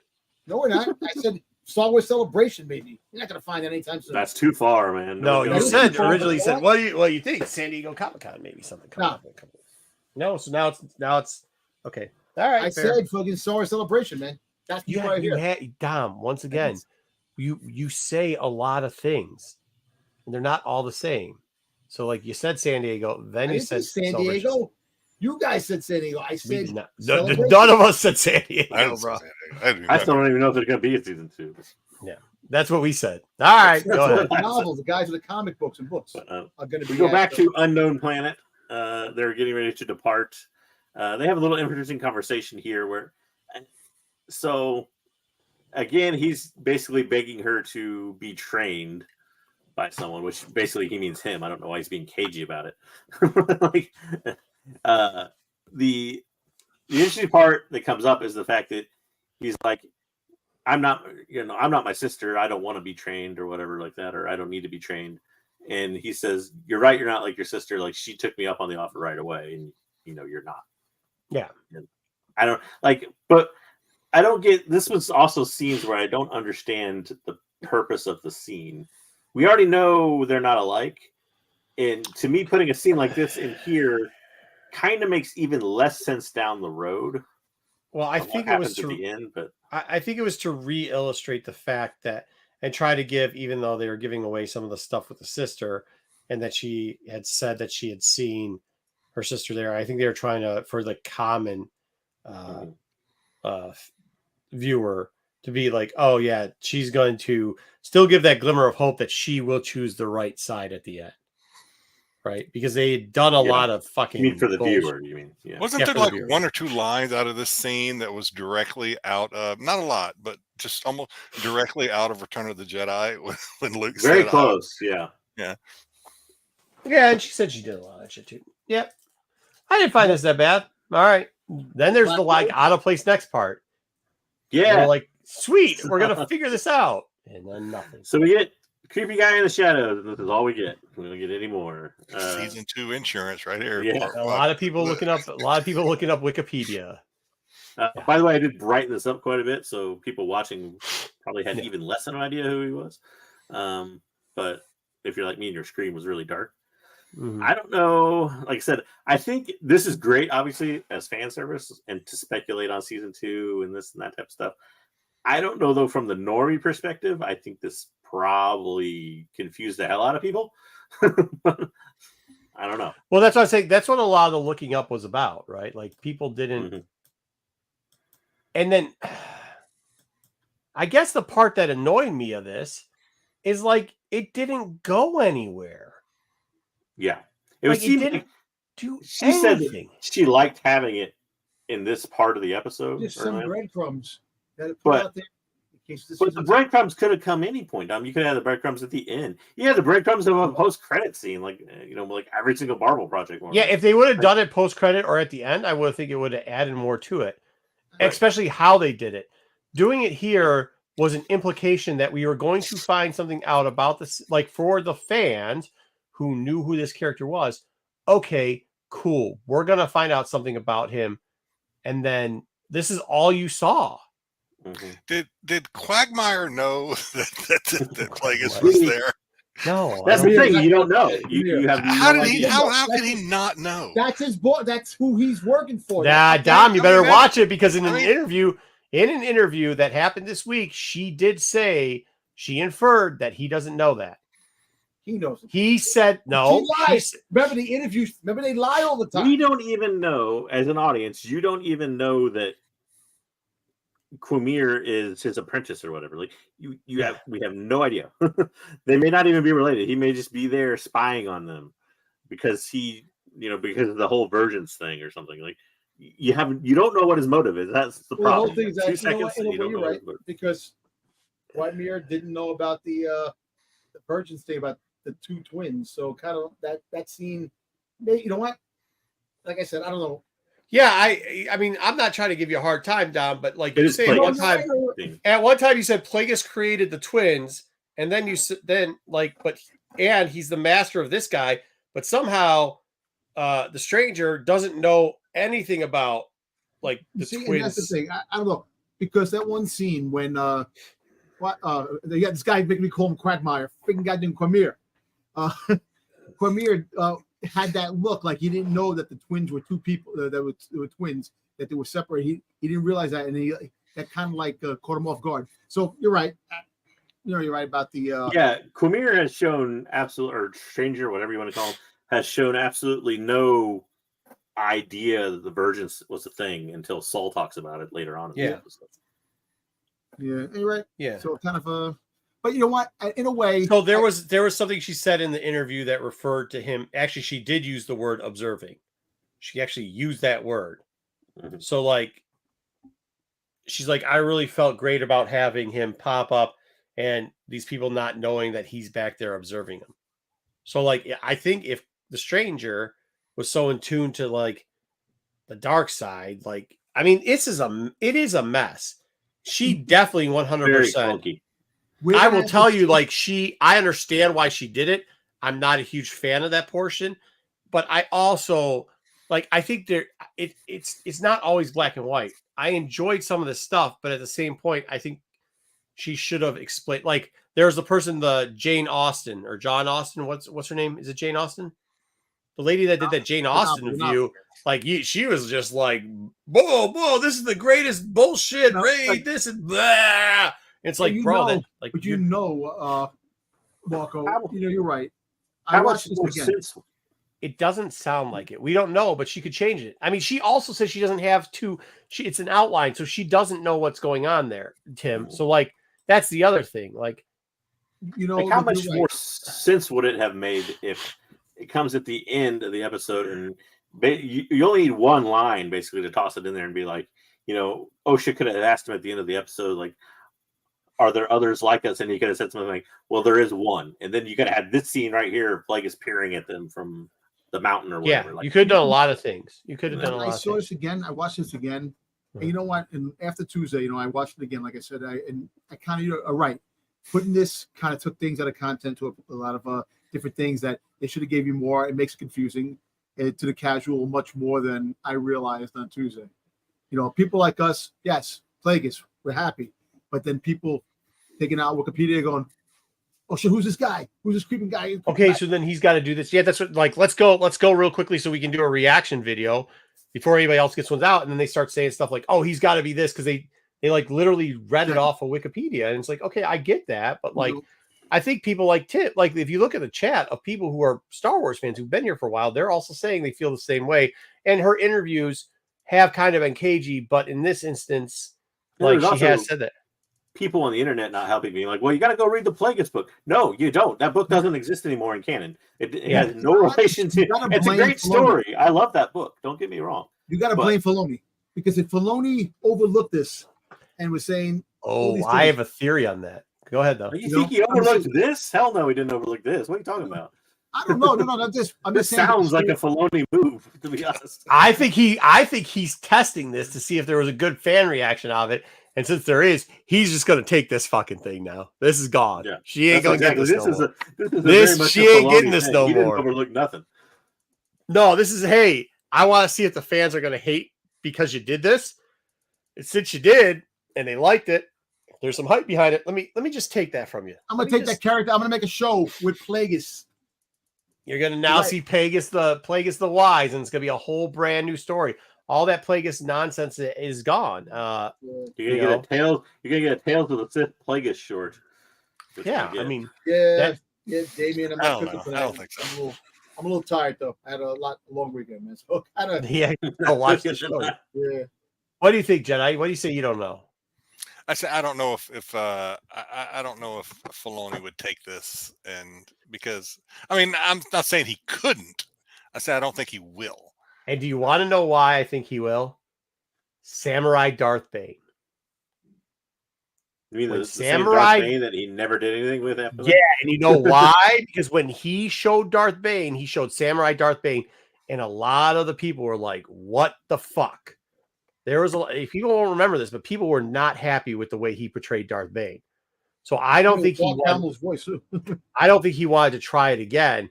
And this is his test sample. And now that it works, well, we could probably, and if not, seeing that this works, he's definitely going to, I think he'll probably at least hit a couple of the great Sith Lord Masters. We'll go over that later.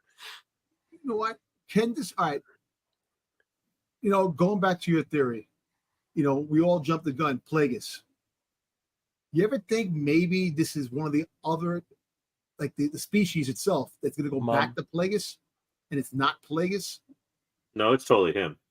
It's him. But I'm just saying, they could do it that way. Did this surprise anybody that much though? Like this was when we said there's a Sith in this thing, and we were saying it a year before the show even came out. If there's a Sith in this thing, it's probably going to be him. It's going to be the most likely candidate is him. We said it over and over. So this when they hold on. When they announced it like 3 years ago, we were saying if there's going to be one, I mean, it's the one that fits the most. Like so, he was the front runner all along. It's like expecting, an election and the guy's pulling at like 66%. Who's going to win? Thank God. Didn't you? It was either JJ or Wayseeker go through a list. You went through a whole list of Sith. Mm-hmm. From least likely to most likely. This is the most likely guy. This was the most likely. Okay. Twice this was the most likely guy. Thank God it wasn't Revan. Because that would have fucking destroyed the internet. Yeah. If they put Revan in. No, this is the follower behind him was the bit Trombus.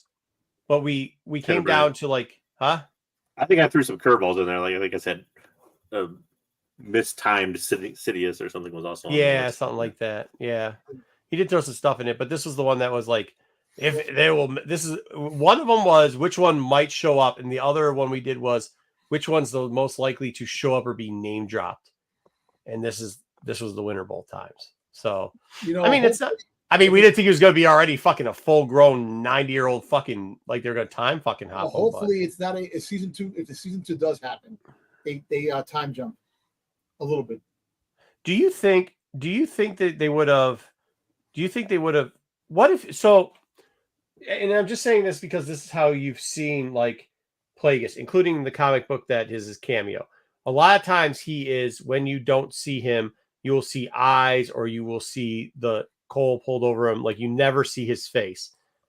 Do you think this would have played better if we just saw the yellow eyes and a hand? Because that way it's just something. Well, actually, you couldn't. You didn't like see I said, much I brightened this shot up quite a bit. You can see the nose a little bit. I recognize that it's Plagueis right away. It looks like Groot. He kind of looks like Groot a little bit next to the rock. If you look at Groot's face. Plagueis can, going back to kind of contradict something I said earlier now that I think about it, because Palpatine was Plagueis's apprentice. Yeah. Palpatine was able to shield the Force within him so that he could be in the presence of other Jedis, and Jedis had no Sure. clue that this guy was a Sith. So I mean, it kind of makes sense that Plagueis can do the same. what's his nuts? I'm going to call him Quagmire because I can't remember the guy's name. Come here. Cameo. Oh, the stranger. Maybe he wouldn't know that he was there, so I guess he could kind of shield his Force. I think it's radiating off of his body. I don't know. Because he did show Palpatine all he has. That's how Palpatine knew what to do. So you're right. He probably had to block Force people from seeing who you really are. He taught him that. So hey, what? You're right. But I wonder if he's playing these two and like see who's going to win, and he's going to planning on taking one of them on as apprentice, and then something doesn't happen, etc. They both kill each other, whatever the fuck. Maybe, but I think he's more obsessed with the virgins. The twins. I think he's more upset. Like, oh shit, somebody finally produced something like the virgins somehow, because this is supposedly the first production of like a humanoid production of the virgins. And although it's split into two, which means it wasn't complete, and the explanation from what we got, if you believe it or not, is that the witches were only like half Force sensitive and half witch power, and that is why it's split into two, because there wasn't enough. He's studying this. He's learning. He's going to pass it down to Palpatine, and then Palpatine is going to create Anakin. Yeah, well, he's not going to do that on purpose. He's trying to learn it so that he can do it, and then take over that body. No, in the meantime, Palpatine. What's that? Force created Anakin. Plagueis didn't. The Force went back at Plagueis and said, "You know what? We got the savior. Here's Anakin." So, well, no, technically, what Jedi's saying is kind of right, and it's also what the witch tried to do here, but she didn't have enough power to do it. So, because she's only half Force, she didn't have enough M counts, shall we say, in her. So she has some low M. Got it. Low M. Yeah, you can shout out our new sponsor, Hims. Just call up Hims. He'll help you out with. They'll help you out with all your M's, your M counts. Yeah. Block squib. Yeah. Anyways, let's go to the next scene. So that's I think where we're saying it was. I think there is, Dom, we kind of already touched this. I think there is different groups. There's always going to be the hater group. There's always going to be the this is the greatest thing group. And then there's a group of people, and I think Dom took it the wrong way, that aren't hating on exactly Plagueis being there because it's the most expected thing, like JJ said. It's just like, dude, you didn't give us anything, bro. Like, it was kind of like a waste. Like, if you're going to give us something, or don't do it at all. You know what I mean? Next up, oh, Jesus. Here we go. So Sol ends up on Bryndock. Somehow, along with everybody else. Sol ends up there. He does his mind read thing. I guess he's doing it to sense that Osha is there and that May is there and that everybody's there. I don't really know. He's listening to the echo of the what happened yesterday. Yeah.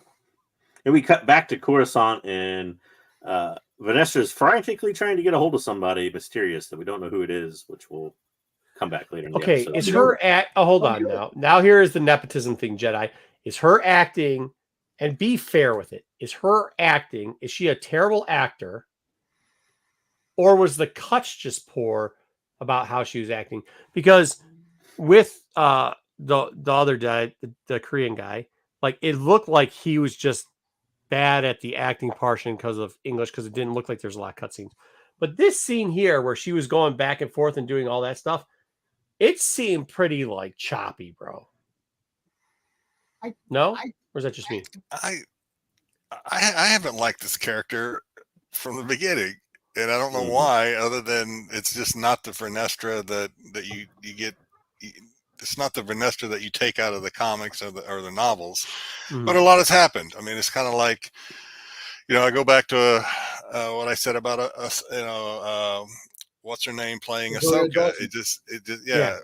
It's just she doesn't seem to have a lot of range. I don't know if that's how she's being directed that way or what, but I guess it's kind of was acting. I got the same feeling from this too. I mean, and once again, I am on the fence of like, I'm with you. I hate the nepotism factor. Like, stop putting in your kids. Stop doing stuff for your grown ass adult kids. Stop doing stuff for fucking your wives or your husbands or whatever else. Like, if it doesn't make sense or if they're just not good. I mean, I wish I have them be had an that extra. opportunity. Shit. She could be a dead Jedi. You know what I mean? You could have made her a dead Jedi. She'd be in the movie. She'd be fine at that, I think. But Yeah, just the hair this pisses is, me off too, Damien. I don't care about the hair, man. I do. I care more about the acting than the hair. Jedi hates ball chicks. Yeah, But this is where you got to see it's bad because she had a couple scenes here where she was on the screen for more than 30 seconds, and it did seem choppy. It seemed very choppy. So, anyways, that's all I got to say about that. But yeah, we learned that Saul also turned his beacon on, so that they want to go find him now. Then we get flash to the weirdest ship ever, which is 2 separate compartments, but apparently you can shut one side off completely. Of the stranger and Osha arriving on the planet too. So everybody's there. It's like the Oscars. Everybody's showing up to the planet. Could you shut both sides off, or could you just shut off the comms? No, he turned everything off. And it looked like that. Shut his whole power off. Yeah. And it's his ship, so you would think he wouldn't be in the compartment that would get it the power shut off. Yeah. Like you ride sides out. Yeah, I mean, I don't know. And then he, so Osha and the stranger get to the door here, and he pulls I don't know if he pulled like another Cinderella or like a Batman. Mary Poppins and like disappeared and floated away. But he pulls a Batman and he's mysteriously not there. And apparently he knows a way to get into the thing that Osha doesn't. I forgot to tell you about the scene. She's going to the elevator. He disappears. She's trying for the elevator. How is everything burnt down? Things still working? That bothers me. Well, not only that originally May in the last episode had destroyed the elevator from the inside panel.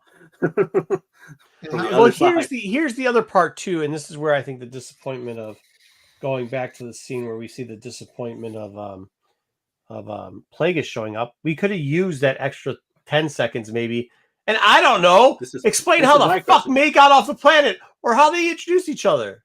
Yeah, he did. He Mary Poppins it. Did he fly? Did he Mary Poppins it again? Like he did. That's what he says. Batman. But once again, like the May thing's just out of pocket, bro. You had the time to do that. Parkour. All right, next up. We get Soul showing up. He finds a way in too, which apparently I guess he climbed the wall again. But did it take a day to climb the wall? Now they do it quick. Yeah, it took like hours the first time he did. Now he doesn't. Now they get there quick. Well, yeah, now he fight like we said the first time he was doing. Like, why don't you just use the Force? Now he does. Now he just forces his ass up there. May sneaks in the same way she got out, which was through a weird pipe thing when she fell. So they're all there, and then we get the Crouching Jedi, Hidden Sith fight scene. I like this. I don't give a shit, bro. I don't care. I didn't hate this either. Yeah, you can say whatever you want. This shit was good, bro. I don't care, man. I like it.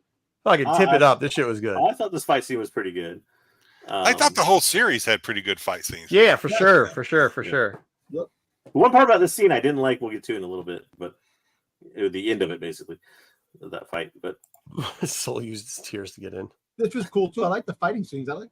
This one was a little more different. I get what they were trying to do. They were trying to show that they're kind of they're suddenly equally powered now, that Osha's mad and angry. I don't know how that occurs, but apparently they are.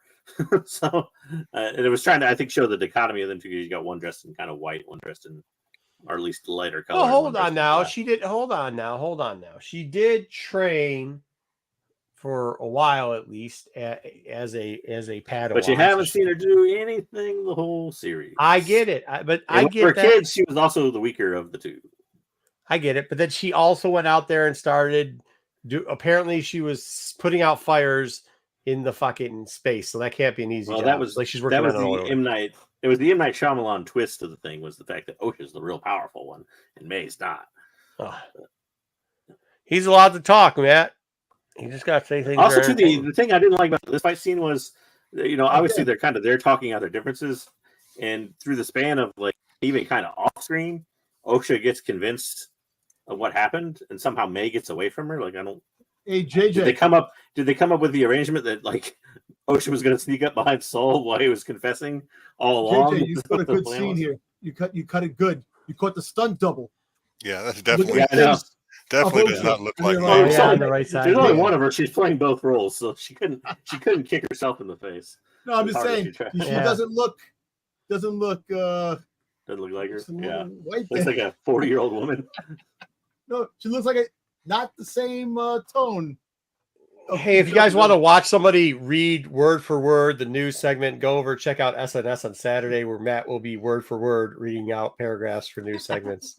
Great show over there. Make sure you check it out. All right. No, this is. I mean, I thought this was good. I thought the fighting was all right. Like I liked it. It moved along. I probably am. If you're gonna say that you didn't like that they were doing cut scenes back and forth with the fight, I would agree with you. I'll agree with you. You had to fit it in there. You had to fit it in there, going back and forth. I thought it was cool. You see them both fighting, the ship going overhead, Vanessa coming in. I like that whole. I've always preferred, like, obviously, I've said it before in the show, I prefer one-take fights just because I don't like getting away from action like that. But also, the only reason I liked the other one a lot, the only reason I didn't like this one so much was I thought the action was okay and I got what they were trying to do, but you don't really see an end to this fight because what happens is May just suddenly appears and steals Soul's lightsaber after he had beaten the stranger. So, well, you know what's funny? Did you think the stranger died when he did the cut? Like the stranger stood there, you thought that the stranger was going to drop. They did like the thing. Yeah, he cut his lightsaber. Is what I know, right? I thought that he almost died, and then I'm like, yeah, I did too. I thought they were going to do the Kenobi Maul well, I think desert it was thing. Soul was pulling the whole like I will do what I must Obi-Wan thing. Yeah. And I think I don't know that he was necessarily going for the kill. Well, back to JJ's point about the end of the fight, didn't want to. God help me, I can't remember which one. One of them had an objective to get to get somewhere, to get to this point, I think, right? Yeah. So the other one was an obstacle. So I think she may have just like found her opportunity to. Well, also too, she says so. The whole purpose at the beginning of the episode, the whole purpose of Osha going there was she had a vision of May killing Soul, right? Mm-hmm. She was going there to stop him. Well, all of a sudden she has that chance, and she doesn't. I don't know. Yeah, so, I mean that was like I said once again. You could have cut some of these parts down and maybe explain how the shit May got off of the damn planet, which they still haven't explained. Well, she had learned by then though that. You mean when she was a kid? You mean Soul killed her mom? Yeah. Right? Yeah. She knew that. Oh boy, we got the bleeding of the saber crystal, which I like this. I appreciated this. This was probably the thing that I appreciated most out of this was that they gave a nod to it was Soul, right? That came up with this out of in the 2018 Vader run where you bleed the crystal, right? Yeah. To get the red blade. I kind of appreciated before that. It was Kylo Ren in the Kylo Ren comic before that issue of Vader. That was not. Yeah, that's what he's saying. It was Soul. It was Soul that wrote it. It came out of the crystal was supposed to be in your hand, not in the hilt. Well, no, hold on now. So here, the crystal there. Here you go. It's right there, and the blood is supposedly that's. Yeah, I think I don't get where the blood is coming from, though. Like I guess maybe she cut her hand when she was fighting May. I don't know where it came from. You don't cut your hand to bleed the crystal. In the comics, you are. Well, unless Vader just cut it in the comics, Vader was just beating the shit out of the crystal on a table or something, if I remember right. Vader grabbed it and bleed it through his anger, through being hey, that's how you bleed the crystal. That way, I didn't know there was any actual blood either, but I think there's blood. So here's a couple things. They cracked the thing, which I guess that's where the move gets for. Originally, I thought this was completely. Yeah, she is though. Like originally, I thought it was completely stupid because I didn't think she was touching the crystal. But obviously, you see that she is here touching the crystal. Somebody got a great screenshot of this, by the way. That was good. I didn't realize that she was touching the crystal. So you know what? Then this is a badass scene. I enjoyed the scene. There you go. The only thing I didn't like about it was how easily the lightsaber breaks, though, because May just kind of like tosses the lightsaber and it breaks. I'm like, well, that's built to last. Yeah, Ruben, in the beginning ones, they actually bled it with blood, like the Sith blood would get into the. I don't know about that, Marco, but I think. What do you mean you don't know about it? They literally the two books you two just referenced. There was fucking blood in it. Had no I blood thought when Kylo Ren. That's not the two books you referenced. You referenced the Kylo Ren book and what was the book that Jedi referenced? The Vader book. Vader. But not the Vader way was beating. It was the other one, right? Oh, Vader when he killed what's his name? I'm telling you, the first couple times they did the bleeding. No, how much do you want to bet? The bleeding. How much do you want? What's your next pre-order cost? How much do you want to bet, Dom? Okay, so I don't know which came first, but in the one in the Charles Soule 2018, Yeah. Vader had taken the crystal away from that Jedi that he beat. What's his name? And that's the crystal that went in his saber that he bled.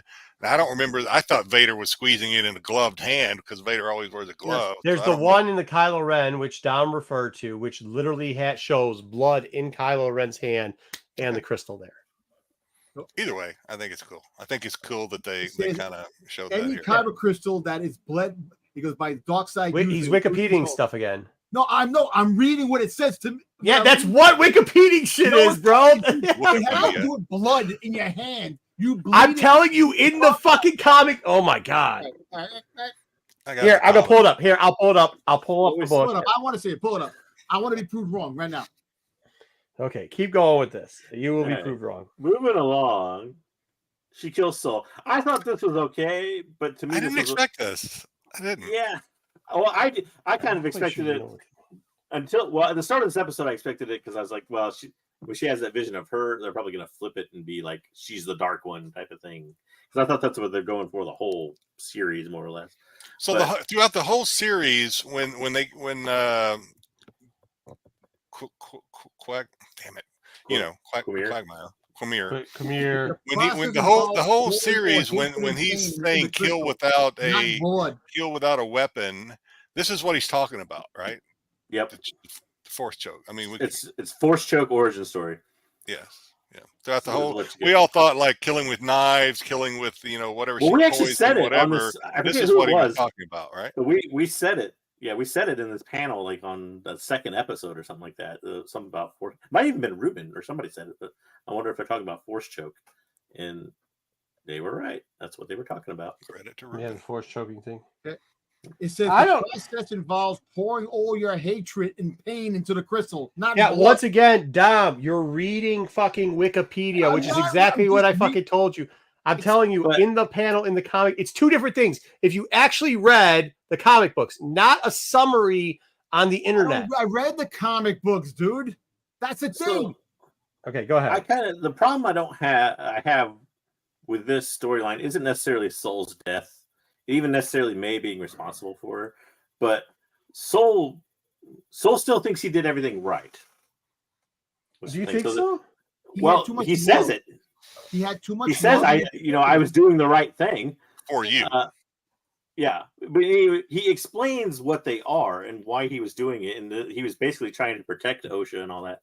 Osha doesn't seem to care, and this is a person that still kind of raised her in a way, one way or another. And she just seems to go, like I said, characters in the series, particularly the two twins, seem to just flip a switch from like normal to like homicidal and stuff like very fast, and she seems to go dark very quickly to kill him when she had plenty of and she even pauses for a second before she actually kills him and then does it anyways. And I wonder what the end game of this is, because apparently, the whole like, oh, how do you kill a Jedi without a weapon thing was May's whole thing given to her by the stranger, and then Osha does it. Is this what convinces the stranger that somehow Osha's the more powerful one? Like, or that she has such... She found that her mom died, and he killed her. So it brought her right, and I get that, but she doesn't even know at this point that the fact that May is still responsible for several things, and she's apparently completely fine with May. May still locked them all inside the thing, still set a fire, which could have killed Osha. Like, and also May also left her for dead on the last. The problem that I have a bigger problem with isn't even that. The problem that I have with this is we just saw him 2 seconds ago do a power whatever, right? Mm-hmm. And push off anybody. Yet while he's choking, he doesn't ever at one point go like, yeah, I'm going to stop getting choked to death. He wanted to die. He wanted to die. Well, that's why. But the problem with that, Dom, is he has to know at this point that her killing him will turn her to the dark side. The whole point of his entire existence was that Osha would not do that. Yeah, that's and now all of a sudden he just gives up on that. Like, it's kind of weird. He gave up because the guilt trip of what he did. He caused everything to happen. May became May because he killed their mother. That's why May was always May though. No, May was always May. No, she wasn't. No. Yes, she was, dude. She locked everybody in the thing. She started a Yeah, fire that could have killed her because sister. her other mother told her to go to be get angry bad. and kill. That's why Because they May killed was the mother. Coral. May was Coral. Osha was Anastasia. May has always been May. I know, but Until we get the weird ass thing that happens later in this episode. Turned them they turned them dark. It turned to dark. If Anastasia, if the Jedi's would have left, May wouldn't have been May. See, I don't know if that's. I almost agree with Soul's perspective of they really didn't do anything wrong. May? What do you mean? You're saying May? No, May became May because of Soul of a freaking Jedi Soul killing her mother. No, May wanted revenge. May was killing butterflies. May was killing butterflies in I episode. know she was, 1. but the whole fact is that it really got to the point once the mother died. That's when the darkness really came out. You got to understand. Yeah, she was on the verge, probably. Okay, but wait, she wouldn't have killed the Jedi. Wouldn't have after the Jedi because of that. Time out. If that's true, why did she quit on her mission to kill the Jedi like 4 episodes earlier? Because she found that her sister was alive. She thought her sister was dead. She didn't know. She knows her sister's alive here, but she's still wanting to. She does, but that she doesn't kill her. Why do you think she's fighting? It's you know why you're trying to explain all these character flips, Tom. There's no explanation. You know for it. What is it? Well, not even that, but like you're wrong with a bunch of points. She already was about to kill a butterfly before Saul even got there when he was a stalker. So you can't say she wasn't like that. Her sister even referenced to her that she's more of a dark side user. The one mother who is obviously using dark side forces with Alizé and is more the aggressive dark side user person is with her using that personality. It's also like a split. So like, I don't understand how you could say she like Soul Turner there. She was already there. Wasn't Anastasia the one that was holding balance to that whole thing? Once she died, no, the darkness came out. She was the voice of reason, the mother. With May? Yeah, with May and with she was. Yes, she was. Alizé was still alive when the one mother told May to go fucking kill the thing, and we're not letting these Jedi's do this, and we're gonna take them all. She was, but once she, you know what? I don't know. I'm just trying to make it where it sounds friggin' Yeah, I get it. You're trying to make it plausible. Yeah. Yeah, I mean, I know what you're trying to do, but that's just not what happened. Explainable though, yeah. It's just one of those things where it kind of like you think about it. I don't know. I mean, but I don't think you have to. Dom, what I'm telling you is, I don't think you have to make that work. Like, I don't care. Like, I get the thing. Like, I don't understand why he didn't save himself. But I don't think it's okay that that happens. He felt guilty. He wanted to just end it because he felt guilty. That's it. He wound up pulling a Padme to a point where he felt guilty. I lost the will to live. That's what you really think about it. Okay, well then you don't have to go down the whole. Well, I mean, you could just say that he was also hopeful till the very end that she would release him. Exactly. And maybe he just didn't do it. Matt, Dom did not say that. Stop it. No, I mean, I think he truly believed that it was good in May or in Osha. The Abu Gawa, that's what Mama said. I think deep down he believed there was good in both of them. He wanted to save both of them. He said that earlier in this episode. Like, the biggest regret he had was not being able to save both of them. Not the death of their mother, not them invading their home. The biggest regret was I watched that death of the mother again too, and I know you guys said I'm wrong with it, and I'm willing to accept that. But I really, because I went through that. There's that one site that lets you see all the clips, piece by piece. So I went and looked at it piece by piece clip, and it sure looks like when he ignites the thing, there's like 4 stop cut scenes. He is directly looking at not Alizé, but the other mother, and you see the other mother raise the thing, and then you see him ignite it and kill the mom. Once again, I think that sometimes, especially with this, they didn't do a good, like, this is why this is not a 10 out of 10, because there's a lot of things that they didn't explain and then thought that they did. Why he doesn't save himself here, or at least stop this, and it doesn't make sense. Well, listen, you know what? Look, you know what doesn't make sense? You ever watch a vampire movie when Dracula's turning into like a bat or something like that, and he's manifesting, and they take the stake and they kill him before he becomes the bat, he dies? This is basically like that, if you really think about that. If you want to, like, the other thing. Well, I mean, Dom, I think where we agree, I'm not throwing the baby out with the bathwater for this, right? I get it. I get we're nitpicking here. So I'm okay with it, though. You know what I mean? Well, the other thing that it's interesting about this scene is the fact that what Soul and the stranger don't know. Like Soul doesn't seem to know, or at least has no way of knowing, that Osha has been, shacking up with the stranger for the last 2 episodes, and so he doesn't necessarily know that she's basically been turned by him or whatever. Maybe he senses it in a way, but like from what we know as the audience, we haven't seen that. And the other fact is the fact that the stranger seems totally oblivious to the fact that they're part of the Virgins until this scene where Soul's explaining it.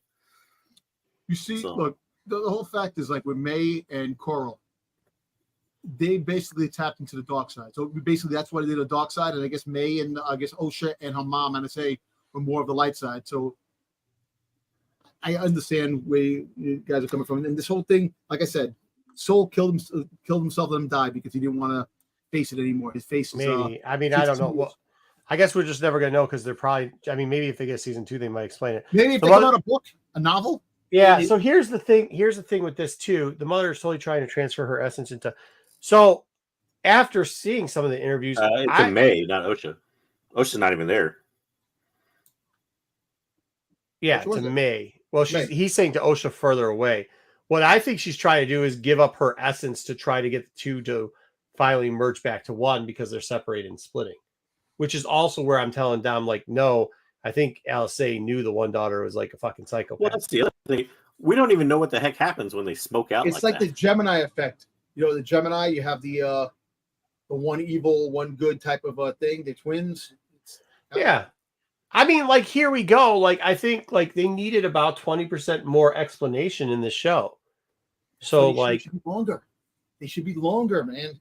That's why I don't understand. Well, I know, Dom. You can still do it in the same time frame, Dom. You just need the storytelling not to be so clunky. Yeah, and this is why, because in her interviews she said she re-edited it to explain stuff, which I don't think she did. So like, I think part of it too, and she's being cagey, but in her defense, not like I'm trying to defend her, but she really is pitching because she's been pitching the whole time. And they still haven't given it to her yet. She was pitching for season 2, and I'll be honest with you, I think she might have ruined it for herself.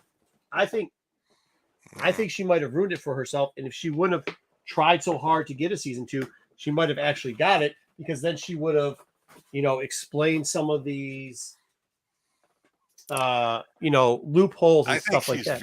I think she's a very smart lady, and I think she knows that with the little teases that she put in this thing, that people are going to want a season 2. I could have really gone either way, and it worked on me. Got me. I want a season 2 now of this thing, just based on. But that's what I'm saying. I think she's doing. She was promoting the renew that acolyte hashtag or whatever. It's not for nothing, But yeah, but I think we have to take that. If you're being objective about it, I think we have to take that into account and say, hey, man, like you shorted us on this show. Yeah. This is the show we're ranking. This is the show we're watching. And I don't want you to do it like in season 2. I don't want you to short us there. What happens if she goes and does it again? And she's like, you know what? The Plagueis thing got me the next show. So what I'm going to do is short it again on you guys. That's what they do, though, right? Those are cliffhangers, right? There's a difference between a cliffhanger and what they did here. They finished off storylines. They just didn't give you the story to finish it off. Not a cliffhanger, but it has the same effect as a cliffhanger. It leaves you wanting more. It leaves you wanting. No, I think a cliffhanger leaves you wanting more. This left you a little bit disappointed. Cliffhanger leaves you wanting an answer. Right. This leaves you wanting more. I guess. Maybe. But I mean, I talked to my oldest son, who hasn't even watched much of the series, if any of it. He's kind of like my equivalent to Marco's clipboard a lot of times because he talks to his friends. His friends had given up on this. They were like, you know what? Thank God this thing is over. We're about done. And then they watched that final episode, and that he said his friends were actually pissed because now they got to see it. They got to watch season 2. They got to watch season 2. Well, it kind of works. So it might work. Both favors. You know what I'm saying? Hey, look. About the fact that how this show was written and stuff like that, I enjoyed this show more than I thought I did. I enjoyed, a lot of aspects to it. Was it the greatest thing? No. Was it Academy Award winning? No. But it opens the door for things in the future down the road to see what can possibly be.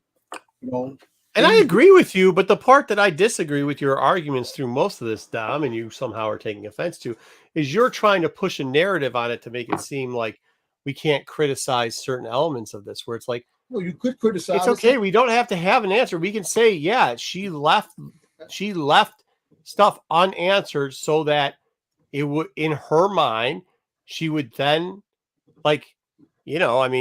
don't finish the job too fast, because if you do, you're not going to have a job tomorrow. Construction people do that shit all the time. I think it comes down to an opinion of whether or not you got a complete story or an incomplete story. I think we got an 80% story.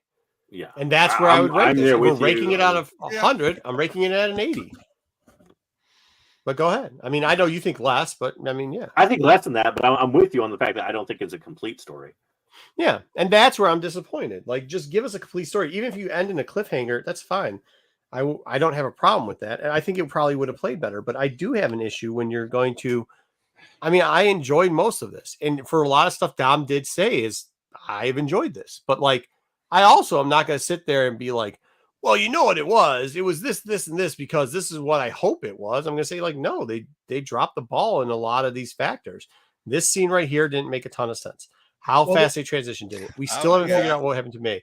We still didn't figure. I was surprised that he died. That kind of like, I was like, what? Oh, I thought he was going to die. He had to die. We knew he had to die. He's got to die, bro. You were surprised. I thought maybe Star Wars, a nice killing. But you know what? In a way, it's kind of poetry. Like George Lucas always says, poetry. It's very Shakespearean. That he died without the sword. He died that she killed him without a weapon, which Quimir was telling May, you kill a Jedi with a weapon. Which is called foreshadowing. Yeah, foreshadowing. So you're kind of we covered that. Yeah, what's the force? The force isn't a weapon, though. Right. Yeah, but not a weapon itself. I'm tired of staring at dead soul here. Kind of happy that actually by this point, after this episode and his acting in it, I was kind of glad he died. All right, go ahead. I thought this scene was a little bit. I know some people were upset at how the lightsaber thing worked. I didn't really care about that. I thought this scene was interesting because there was a split second there where I thought she was going to kill the stranger, and I think that actually would have made for a better ending. That probably would have. That would have been really cool. Mm. Here's the two, and then pull everything back. Like usually when somebody goes dark, you go dark. Like Anakin tried to kill Obi-Wan, like for real. Like it wasn't like Anakin was holding back or anything. Like so, I don't know. He's dark himself, man. He's a dark force user. So basically, But why does she trust him? Like my point is, Dom. They've tried to build us into like this relationship, like they really like each other, and quite literally, like is a relationship.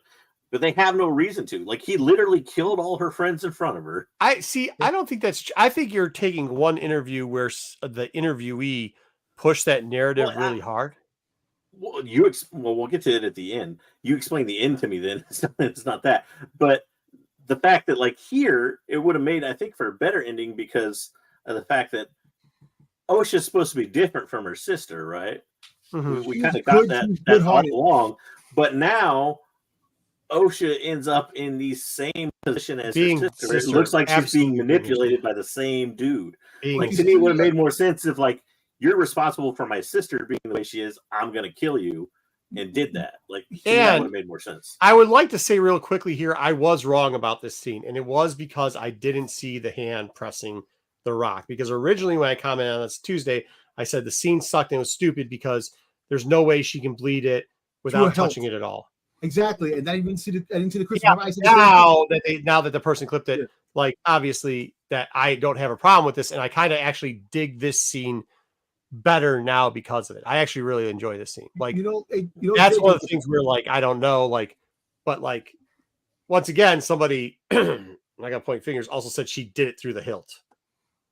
Listen, but I know what you mean. Listen, I'm happy. The scene is bad. I think the scene is bad. I have to see this in live action, how they did it, And now people try to compare it. How come Anakin's lightsaber didn't turn red when he got the thing? I didn't admit I was wrong. I just admit that now I saw it through a different point of view, and I like it better. Now he just has a different opinion. He's not wrong. Yeah. Osha always loved and always cared and never got the same thing back. hold on. Let me address that comment right there. It looked on screen, and I was told by people on this panel that she fucking, and now we're all going and taking close-up pictures and we're revising the fucking storytelling. I was told by people on this panel, guaranteeing I wasn't even here. Not you, Jedi. That happened through the hilt of a lightsaber. That is not what happened. Touch the crystal. I seen until I saw this. Remember, I said it was dumb. I go, I thought you have to freaking bleed. Right. So what I'm just saying is now I'm saying I love it. I thought it's really cool. I thought really cool. The only thing is the cracking of the eye. I still don't understand how it's one fucking thing. Yeah, I don't if the crystal emanates the power. I don't know how she's not burning her. Yeah, I don't understand that shit. Yeah, but you know what? But at the end of the day, it was badass. The badass. It was cool. Yeah, yeah. I thought they did a good job on it. Nobody's lying. I think the only reason maybe why, and again, I only watched this. I'm gonna get suspended for taking that picture now. If maybe she doesn't kill him because she realized that she has already turned. She's already turned at this point. Maybe she realizes she needs him because he knows things. He's going to train her, and then, like any good apprentice, she's going to betray him. Tell Giggles I say hi. Yeah, I mean that could be that's her plan all along. But like I said, there's somebody sane in that house. There's stuff that comes up later at the end of the episode that doesn't look like that's the indication. But yeah, so I don't know. Then we get Vernestra finally shows up with good timing. After everything's already happened and Soul's already dead. And we get kind of the strange scenes where she apparently, I guess, can see everything, which I didn't have a huge problem with. It's Vernestra. We kind of a force echo, the psychometry problem. So she kind of immediately, I don't know, deduced the crime scene, so to speak, and figures out what happened. I think the ending made, and beyond this scene, and I know you're going to go through it. The ending, as much as I don't like how they did Vernestra, at least the ending of the show made her interesting. And what we're going to see play out made her interesting. Well, the other but I also don't understand. Hold on, this also makes me a little bit more annoyed with scenes we talked about already, and I know we talked to death about it. But how the hell? First off, she didn't just force jump out of a plane, because we've seen it before. The Jedi can come off of planes and all types of shit. Yeah. But also, too, Soul had to feel that she was there too. Why didn't he just delay the whole thing? Well, he said at one point that they're coming. They sense that both him and the stranger sense that they're coming, because they say that in the middle of their fight. Yeah, that is cool.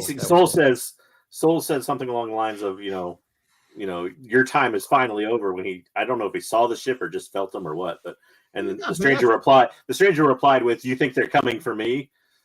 As in, they're coming for you, not for me. But you see, Vernestra fucking has goddamn. She gets nauseous for being in hyperspace. She thinks she's gonna jump over for God. She doesn't actually get nauseous. She basically has very strong force visions. Yeah. Or anxiety. Yeah, it's not about jumping out of planes for one, and for two, she could have kicked. She could have kicked shit face right out the plane and had him go down there and sacrifice himself. Pansy. That would have been funny. Yeah. I'm glad you said that, because that's out of the novels, and I didn't think of that actually. So thank you. Whenever they made that comment about how she gets nauseous, I'd forgotten that Vernestra hyperspace triggers something in her, and she kind of gets these. Yeah, I would have thought maybe she could control them, which maybe she can at this point. But no, she can't. She mentions it early on. She couldn't control them, and she would go into these She said something along the lines of earlier. I think when the senator or somebody asked her about it, she said something along the line. It doesn't make me nauseous; it makes me uncomfortable, or something like that. Yeah. No, but how funny would if they Deadpooled it? If they Deadpooled it and they threw out a couple of Jedi, and then we got to see some more just skew, the stranger just skewers the fucking. They're dropping them. He just. Woo! He does the Hadouken spin move up with the lightsaber and skewers them. That would. Well, we got the interesting interaction we got though that we haven't talked about yet is the fact that when she first arrives there, he has his helmet off. He has his Magneto helmet off. Yeah, you can sense she can actually sense him, and she realizes who she is.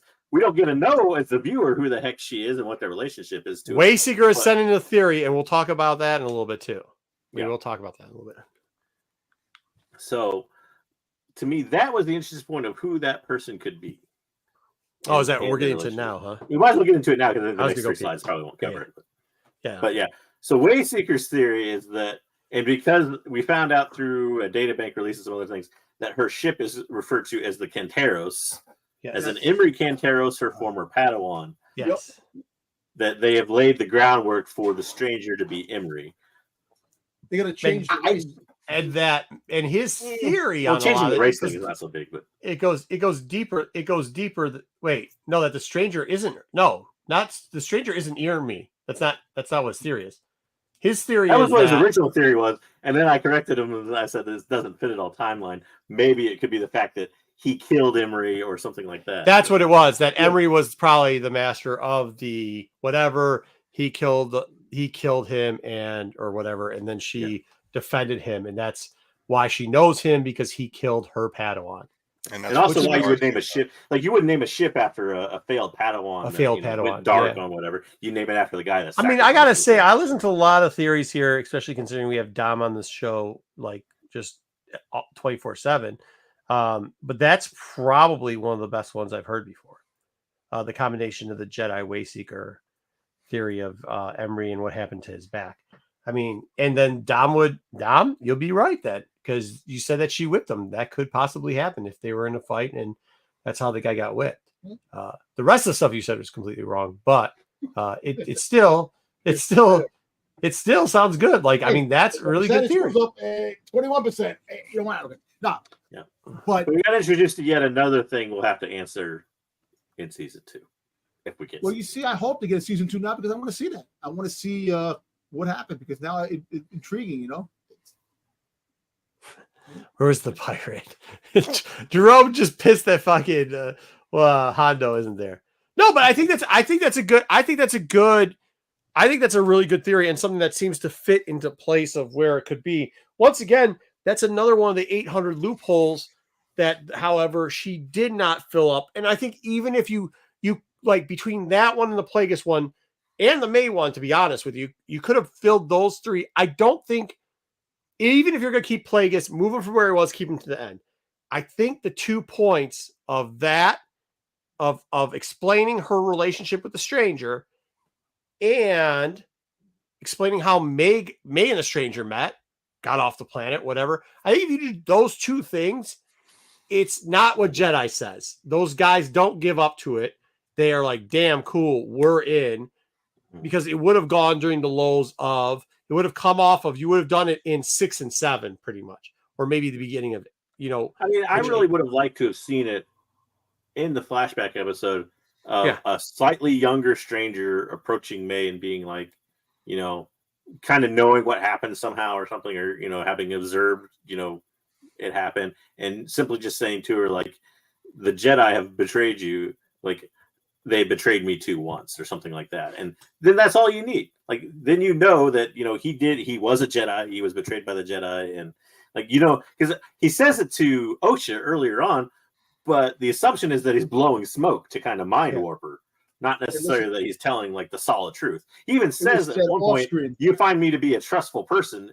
In this episode, and Osha's like, "Yeah, you made a deal with my sister, like, and you upheld your end of the bargain." It's like, did you already forget the fact that you tried to behead her like 2 episodes ago for doing that? Like, yeah. Here's the thing, Repair Tech Tony. I get that, but like, it kind of would make more sense for the fullness of this to add on to the theory of, I mean, I guess we can all throw stuff in here.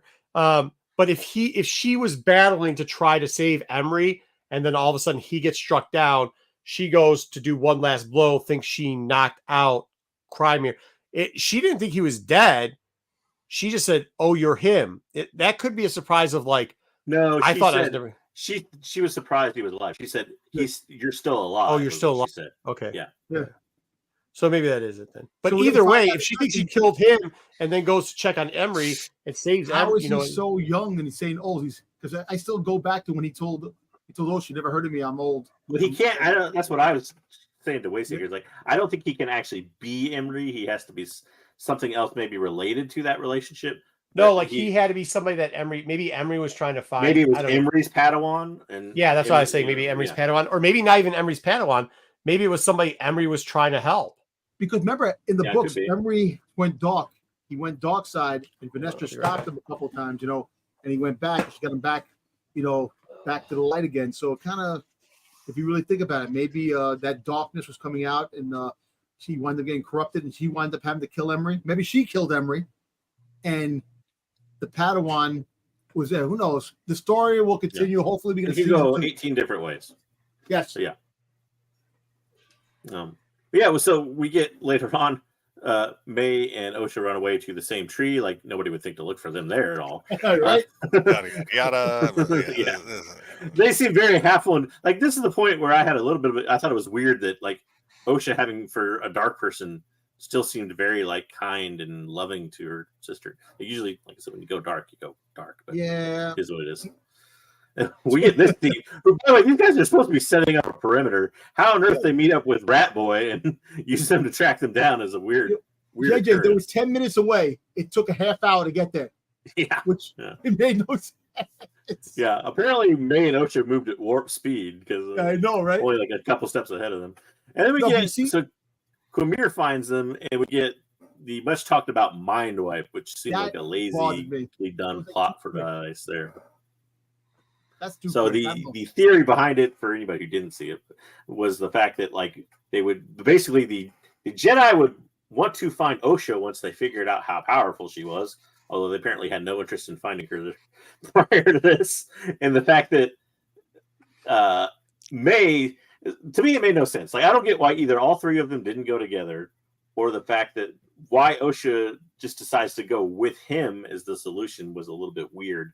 And then his solution to be like, well, if they can find you through May, I'll wipe your mind so that, you know, she has no memory of us, me or you, as in you being Osha. So I don't know. It was like the quickest mind wipe in history. And have we ever seen a mind wipe before from a Jedi or a Sith? I mean, we've seen like the mind trick. Yeah. But I don't know that we've seen like a full. Well, I don't know. I don't know if we've seen like a full mind wipe.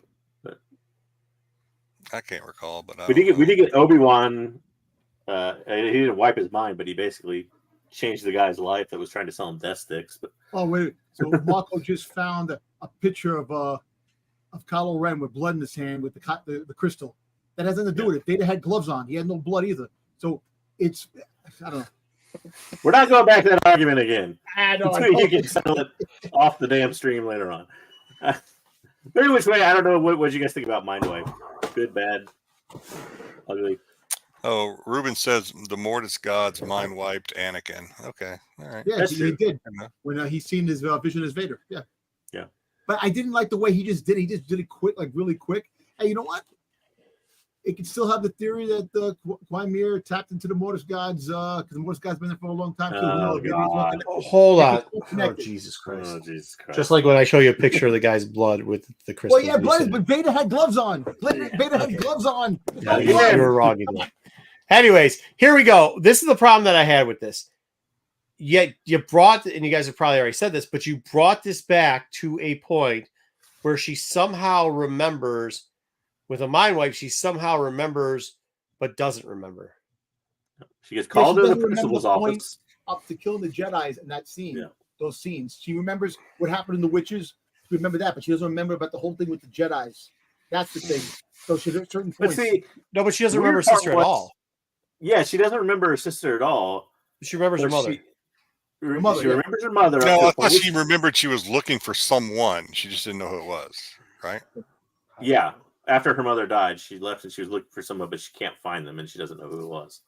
But the strange part to me was like she seemed to not have any memory that she killed those Jedi. So it wiped more than just the stranger in like it wiped like it seemed like it wiped a significant portion of her memory from the last, I don't know, week or whatever it was. Like because she says when her and Vernestra are having their little conversation here, that like they say or they tell me that I killed someone or something like that. I don't know. Yeah, and she turns around and goes, "You're going to help me find my former." So it's going to be like another big mystery. Another. Yeah, I mean the biggest problem I have with the mind wipe is that like it doesn't seem to be effective. Like it seems like Vernestra can still use her to find them, which was the whole point of trying to wipe her mind in the first place. Well, also, too, like, Vernestra's stronger in the Force than the stranger by assumption. So, like, She could Could she just go in her? Could she just go in her fucking head and see it?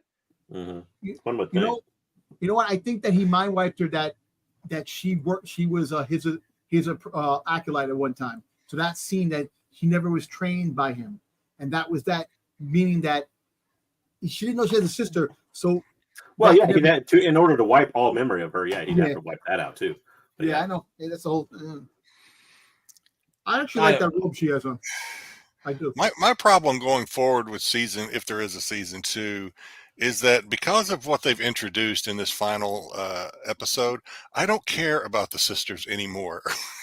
Yeah, I care less about them. Yeah. Mm-hmm. I want to know what's going on with Plagueis, and then I assume your next screenshot is probably going to be the final screen, but I'm not sure. But no, I got one more in between. I got one more. Go ahead, then. Yeah. I got her absolutely rolling Soul's dead body under the bus. Oh, Yeah, what was that? And I don't even understand why she did it. She covered it up. They needed a scapegoat. Yeah, that's why. That's it. Yeah. That was crazy. But like, this is what made her interesting to me. I was like, it's like finally. She could have blamed it on the girl that doesn't have a memory anymore and just fucking thrown her in prison forever. I know, but she can't, because remember the Senate didn't know about the sister. Yeah, but that's what I'm saying. They Well, don't know about the sister. So now you just throw that. You go, hey, look, this is a crazy bitch. And during the fight, she lost all memory. We're gonna keep looking into her, throw her in jail. Well, she's literally saying she killed somebody. You could use her as the person who killed it. You have her on tape kill. They literally have a person who killed people. Yeah, they have exactly. It. For the sake of explaining the plot to anybody that might know, not only does she sell Soul out for the death of Anisea and the whole witches' coven and all that, but she also sells them out for having killed all the other Jedi. Yeah, which is exactly all their deaths on Soul. Because directly. They didn't want to mention about her. You would think an investigation would prove that Soul couldn't have maybe done some of those murders, but two parts are problem. Like the fact that he was like not on that planet. Well, besides that, here's the other part. If there's the guy who wants to go after, and his whole theory is, hey, dude, Jedis can go rogue. If you're a head of Jedi, the last thing you want to say is, one of the Jedi who went rogue. Well, how about this? How about this theory?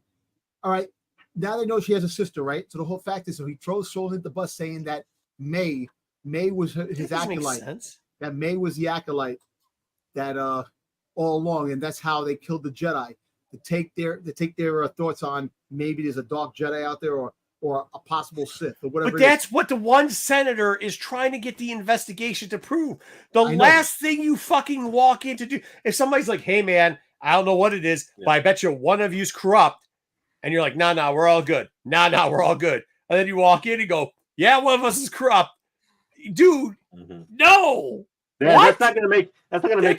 That's gonna make him look harder. Like when you say, like, there's one bad apple, the guy looking for bad apples doesn't stop at the one just because you told him it was a bad apple. That's what I'm telling you. That's probably the most egregious part of this whole season was this right here. Because like it just is like the inaccuracy of like, dude, the guy's looking for it. You're fighting this whole time. Your whole narrative, the only narrative we get out of her is I'm trying to take care of the Jedi and none of us are ever bad. And then you took a guy who literally didn't do anything you said. You have a person who did. You literally have a killer. You got O.J. Simpson, and instead of just having him put the gloves on, you give him 6 pairs of gloves and then try to put a glove on top of it. Look, you don't mark what the fucking shit? So you kill Soul is dead. Soul is dead. So you throw him underneath the bus saying that there was nobody else. Now you go undercover without everybody realizing. You go with May, and you go to try to kill her former Padawan. But what purpose, other than the self-serving purpose that it's her former Padawan, what purpose is there to cover that up? Like, because you know what? Because if they find out that there was somebody else involved, I think they're covering up the Sith. Exactly. So she's got to cover it up. But she doesn't know that they're Sith at this point. Well, I don't know. She just knows that there's a guy that went back. Yeah, but now she has to. Hold on. Who gives a shit about any of that? You turn in the person who killed fucking people who can't leak anything because she got no memory. Well, you got pictures of her killing motherfuckers. You go, here's a picture of her killing people. Here she is, fucking she's lying to you. Go deal with her. And then you have Senator Fuckatard over there going, well, I think it was Jedi. She goes, I don't remember any Jedi. I can't remember any of that. Waste time with that bullshit. What are you guys talking about? Like, how did Torben's death get pinned on Sol? There's literally other people there with him that are still alive that saw him not kill Torben. Like, Exactly. and there's you know what? There's actually a witness to all of it. That's probably the most corrupt person because he doesn't stick up for Sol. You know who that is? Yeah, the little rat guy. The rat boy. Rat boy saw everything. Yes. Apparently It's like That boy R2D2. dug a hole on that planet. He's R2D2 saw gone. everything too. Saw friggin' Anakin go ape shit and kill kids. He was there. Yeah, I The mean, whole thing. I think there's obviously some bad writing there, but just for the sake of moving on real quick, the next scene that you promised you had, what if that scene had come before this scene? That she talks to. That one? Oh, damn it! Oh, I don't know. Maybe I missed it. Oh, What scene are you doing? What scene are you talking about? I thought the next scene was the. Oh, that comes later. Yoda, the little guy. Oh, yeah. I was thinking, what if the Yoda scene had come before this scene, which means Yoda is complicit and knows about all of this. He But does. that's not a big surprise because Yoda's done shit before. I get it. Yoda's done shit like this before. This is what I want to know. Did Vernestra like off Basil because he's the Yeah, must have. We don't know about it. Like, That's what I'm telling you. Like, mind waxed. Nobody can understand his ass. hey, the easiest way to tell a lie is have parts of truth in it. She just told a lie that has zero fucking truth in it. Zero truth. Like what kind of shit is that? What I think it is like, I think Ugly Glasses Lady just didn't want to do the easiest way because it's his wife. So to explain it to her, he's like, no, I've never lied before. How would you even lie? Because that was the dumbest lie I've ever heard. Go ahead. then we get the hands holding scene of the two, I guess. I guess I missed this really. I didn't. They were supposed to I don't kiss. know. Yeah, there was one arc, I guess, where they were supposed to kiss. They didn't show that. They said, what's the next romantic thing? And they have them holding hands. I don't know why this is supposed to be romantic. I guess it is. That's like part a of it. retelling of Rey The and darkness, Kylo. the dawn is Yeah, coming. it's supposed to be getting very Rey and dark. Kylo. Yeah. Well, she actually said it was that Jane Austen. Jane Austen. girl. Yeah, which is also romance, but yeah. Yeah, she said this is very Jaina Austen. So I don't know. I mean, to me, I don't it's know. very weird. I don't know how on earth they're I didn't know that it was a Sith power couple or something. I don't know. Hey, when I get down, I don't just do this weird shit. You know what I mean? Yeah. I don't know. And then here's the scene for Jedi. The very end scene, which felt like post-credit because we don't know. Vernestra has something very urgent to tell Yoda. And Yoda's And I this think is where the whole thing. He knows. this is where I think if they do it, where they have an opportunity, because Yoda has covered up shit in the past more than once, so he's going to cover up this whole Sith thing, which is why what's his name with the head had no clue that there was ever a Sith. That guy. Because actually Yoda's going to cover all this shit up. I don't understand if you're a true Star Wars fan that consumes all the media. I don't understand why you'd be disappointed at this at all. It makes perfect sense then with the Mundi thing makes perfect sense with Rel. For all those people who know who Rel is, do we remember Rel? Yeah, Rel's the psychopath that you go ahead. Jay. I was gonna say in this case he didn't really cover it up. He actually just is complicit in Venestra's cover up. But But remember when he brought Rel back in front of the council and they fucking flipped their shit, bro. So no shit, he's not going to do that again. No shit, Sweaty Head's not going to fucking know about it. Because Yoda's just like, yeah, man, I saw what happened last time I brought somebody who had he just used the word dark side and Sith. You guys fucking flipped out like it was, like, dude, the one snake guy had another fucking baby, pooped out like 6 eggs because of what he said. So, like, bro, Opa or whatever, of course you're not going to fucking say shit. Opa Rancisis. I don't understand. Yeah, somebody came up to me, he's like, oh, that's absolutely absurd. There's no way Yoda would. I go, have you not consumed any Yoda shit? Yoda just is like rhyming riddles backwards, not doing a goddamn thing. So, Anybody have a problem? I didn't have a problem with this part of it. Like this part I actually kind of assumed was coming. Like, Yoda was the other person who we said was probably going to show up somewhere in this thing. And because he hit the right time age. Yeah. And Like guess what? Jedi We were said- right too, because we said he probably's not going to have a talking part really or anything else. And you're like Jedi said, nobody's really surprised that he's covering shit up. Like it's like his. I mean, some people operation. were. Dom will let you know the internet was surprised at this, correct, Dom? I don't see. Put it this way, I don't see how people were surprised. Yeah, Dom, the internet was upset about this, correct? Yes, they were. Very good. They said, "Oh, that means Yoda's evil, this and that." That means what? That he's evil, that he's bad. I'm like, no, it has nothing to do with that. He covered up that fucking goddamn Jedi's were delusional idiots in the freaking Phantom Menace too. They couldn't feel Palpatine and Rise of Power. So come on, man.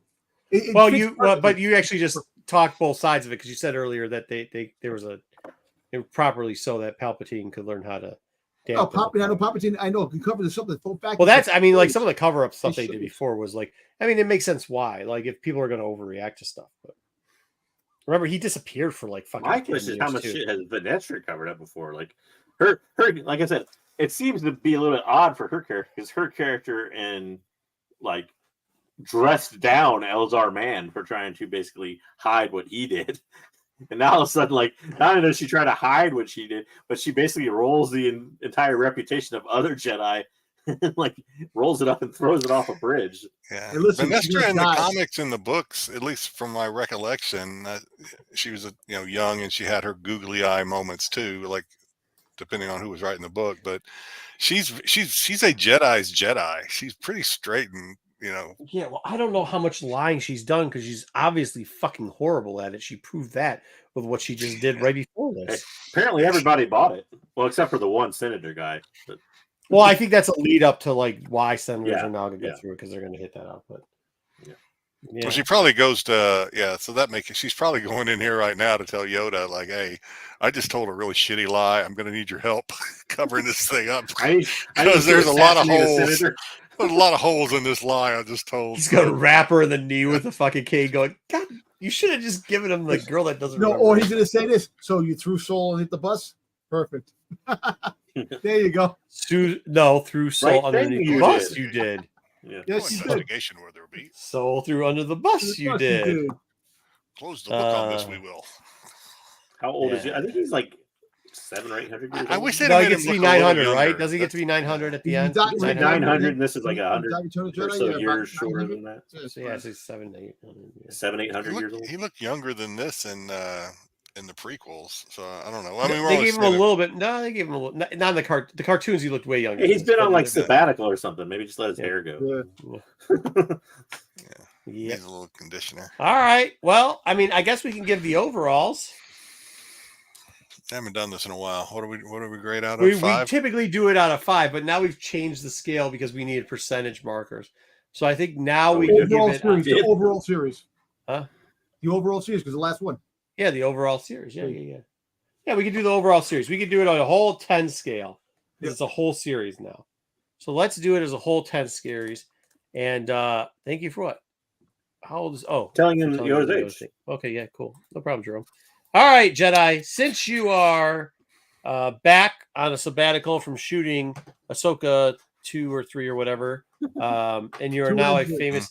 Now at least we have a famous actor on the show. Yeah. At least one famous actor on the show. Yeah, whatever. Jedi, would you like to go... Out of 10? Yes. Is that what we're doing? I'll give it a 7.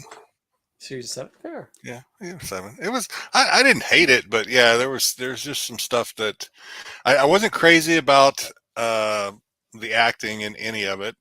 And I know the one guy had to learn English, so I'll give him a little. I'm not giving him that excuse anymore. No, fuck. You're not doing that. So Bucko's done with that excuse. Yeah, I wasn't crazy about the acting.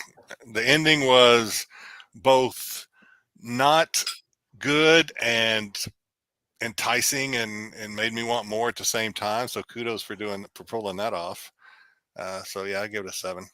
Yeah, it's like pickle ice cream. You just don't know why you're eating it. All right, fair enough. JJ, destroy everybody's dreams. 6 out of 10, probably. Above average. Fair. I mean, it was above average. It was still, I don't think I'm still not of the opinion of, the trolls or whatever you want to call them, or that it's like the worst show ever. It's not even the worst Star Wars show ever. Like, agreed. This is not that bad. Like it's, you know, average. Probably for me, it was a little bit above average. It did have really clunky storytelling down the end. I feel like, you know, they left too much stuff open. They created too many issues for themselves in the last few episodes when they should have been wrapping stuff up. They weren't. They were leaving more stuff open. So, you know, for that, it's kind of the biggest deduction point. Mm-hmm. I think, you know, I still can't tell if it's a directing or an acting thing in some of it with Jedi, and that some of the acting and dialogue seemed weak. Yeah. You know, like I think some of the characters never really developed to that much and were pretty weak characters, like particularly the twins, like May and Osho, who are supposed to be the main characters, didn't get developed enough for me, for my taste at least. But other than that, you know, like I said, it's an intriguing show. It drives your mind. It creates theories. Like Jedi said, it makes you want more, even though you don't know if you want more. Mm-hmm. And, you know, yeah, and the action was very done. Like I liked all the fight scenes. Yeah, fight scenes were great. I mean, so stunt work, all that was great. Like, so, you know, you can't say it was bad. So I'm calling it slightly above average. Okay. Dom, what do you got? All right, first of all, pickle ice cream is awesome. I've tasted it before. It's awesome. I have to look for that. I've never had any. Also, Ruben, you gave an 8. What do you give Jedi Young Adventures, Wave Seeker's favorite show? I give it a 7. I give it a 7. To convince they're not good, Dom. Just go. Stay with you. Stay in your lane. All right, go. No, I give it a 7. I give it a 7 because I enjoyed the lightsaber battles. I enjoyed the death scenes. I thought those ships were one of the most brutal death scenes in Star Wars, and I want to see that more. I agree with that. I can't wait for that to come more. 7 because of the story overall. There was a lot of things that you could have done without, and things that, you know, I give the acting was good. The acting was wasn't like say fantastic. It was good. You know, there was certain aspects of the acting that were great and others that were so. 7 overall because it was different. There was a lot of good nostalgia and Easter eggs in it, and it was different. You know, we got to see a different side of a scenario. We got to see the dark side just a little bit more than just the Rebel Alliance and the Jedis and all that stuff like that. And I enjoyed it a lot. So a 7 overall on everything. Which I don't know, Jerome. I don't know what you're asking. All right, yeah, that's good. That's good. I disagree with a lot of stuff you said, but so like I went back and looked at what I did for the seasonally reviews, like kind of calculated it out, and we only did that out of 5. But if you looked at it overall, I kind of gave like a high 3-4, like how it evened out doing the 8 episodes. And in this, I kind of am back into that 7.75 grouping. I'm probably pushing more towards 7.5 and maybe moving to 6.5 now, because I feel that Hadley, what's Ugly Glasses Lady? Leslie Hadley. Okay. Headland. Close enough. Headland. Okay. She purposely made. Did you just go like this? No, I said give it. Yeah, Headland. She purposely made 2 mistakes that I can't excuse. One, she used nepotism to hire her wife, who is a terrible actor. And 2, like she purposely held stuff back by her own admittance to allow for season 2. Yeah. Now, outside of that, I thought it was pretty good. We had great fight scenes. It made sense for the most part. They didn't explain certain parts, but once again, I think she's leaving that for season 2, so I'll knock points off for that. I'm trying not to be hard because you should give people shots. I do think it was a very large mistake if you we kind of said it earlier, don't have them speak English then. Use subtitles. Having one of your main actors not be able to accomplish He's also a completely things. new character. You could have made him an alien. Absolutely. Yeah, absolutely. You could have. You could have done that instead of Jackie. He could have been an alien humanoid, whatever, right? Mm-hmm. Right. You could have done that with him. Those are the mistakes where they're like nitpicking, but like I think that starts to lower you down. Like it's definitely not a 10 because of those last couple things I mentioned. Putting your wife here, who's a terrible actor, is just that's unexcusable. You automatic. Huh? I don't think she's a terrible actor. Go back and watch those scenes with the way she probably was presenting herself, the way that she was directed. That was probably the way she was supposed to go. Like Dave Filoni directing Rosario Dawson and how slow she is. It's the dread. It's a terrible actress. I don't know what else she's in. No, hold on. No, I think Dawson was a terrible choice for Ahsoka too. You didn't hire an action chick. You hired and I'm not knocking her because she's, I think, probably a little bit older than me or my age. But like, hey, dude, I'm not going in there to play like, I don't know. I'm not in there to play an action movie. Like, I'm not trying to play some like, I don't know what action movie we have anymore. But if it's Top Gun, like that was one of the worst parts. Maverick fucking is ancient and can't move. Val Kilmer's speaking out of a fucking computer. Like, you don't do shit like that. Put in people that are able to do that. And Dawson, to her dislike, is never been an action chick. Okay, so you don't put her in an action spot. Same thing with this broad. I know she's your wife. You don't give her this part. You just don't. So, like, that's a knock. I mean, in my opinion, Dom, I mean, I'll let you go at it. So that's where we go. I want to be honest about it. So you get rid of that. You shouldn't have gone with the guy. You should have made him an alien, like I said. But hey, 7-0, 7-5, 6-5. Yeah, 7-0, I guess, because I'm between a 6-5 and 7-5. So I'm right with Dom. 7-0. It is intriguing. Jedi made some good points. It does kind of make you want to watch more. I'm not off the boat with the story of May, and I'm actually more off the boat with The Stranger. I think The Stranger, I don't think I care anymore, right? Like at this point, I don't know why we got to care about The Stranger. They didn't give us enough to be vested in him. He apparently is not important enough, and they won't tell us why the hell May's out there. So, and I don't really care why May got off the planet anymore because this is all done. I do hope that. I was going to say not that anybody might care, but she's played in a lot of things, but nothing of any substance really, other than Russian Doll. That's really the only thing. Once again, which is what her wife. I'm against the nepotism thing, so like, yeah, I don't give a shit. Like, I'm telling you, as this, she didn't fit in that part. She was not a very good actor in here. But yeah, go ahead, ask your question, Jerome. Whatever you need. But yeah, I mean, that's it. I'm still giving it a 7. I still enjoyed it overall. And most of the part that people had problems with, like, I'll be honest with you, the hand on top of each other, I fucking completely overlooked that.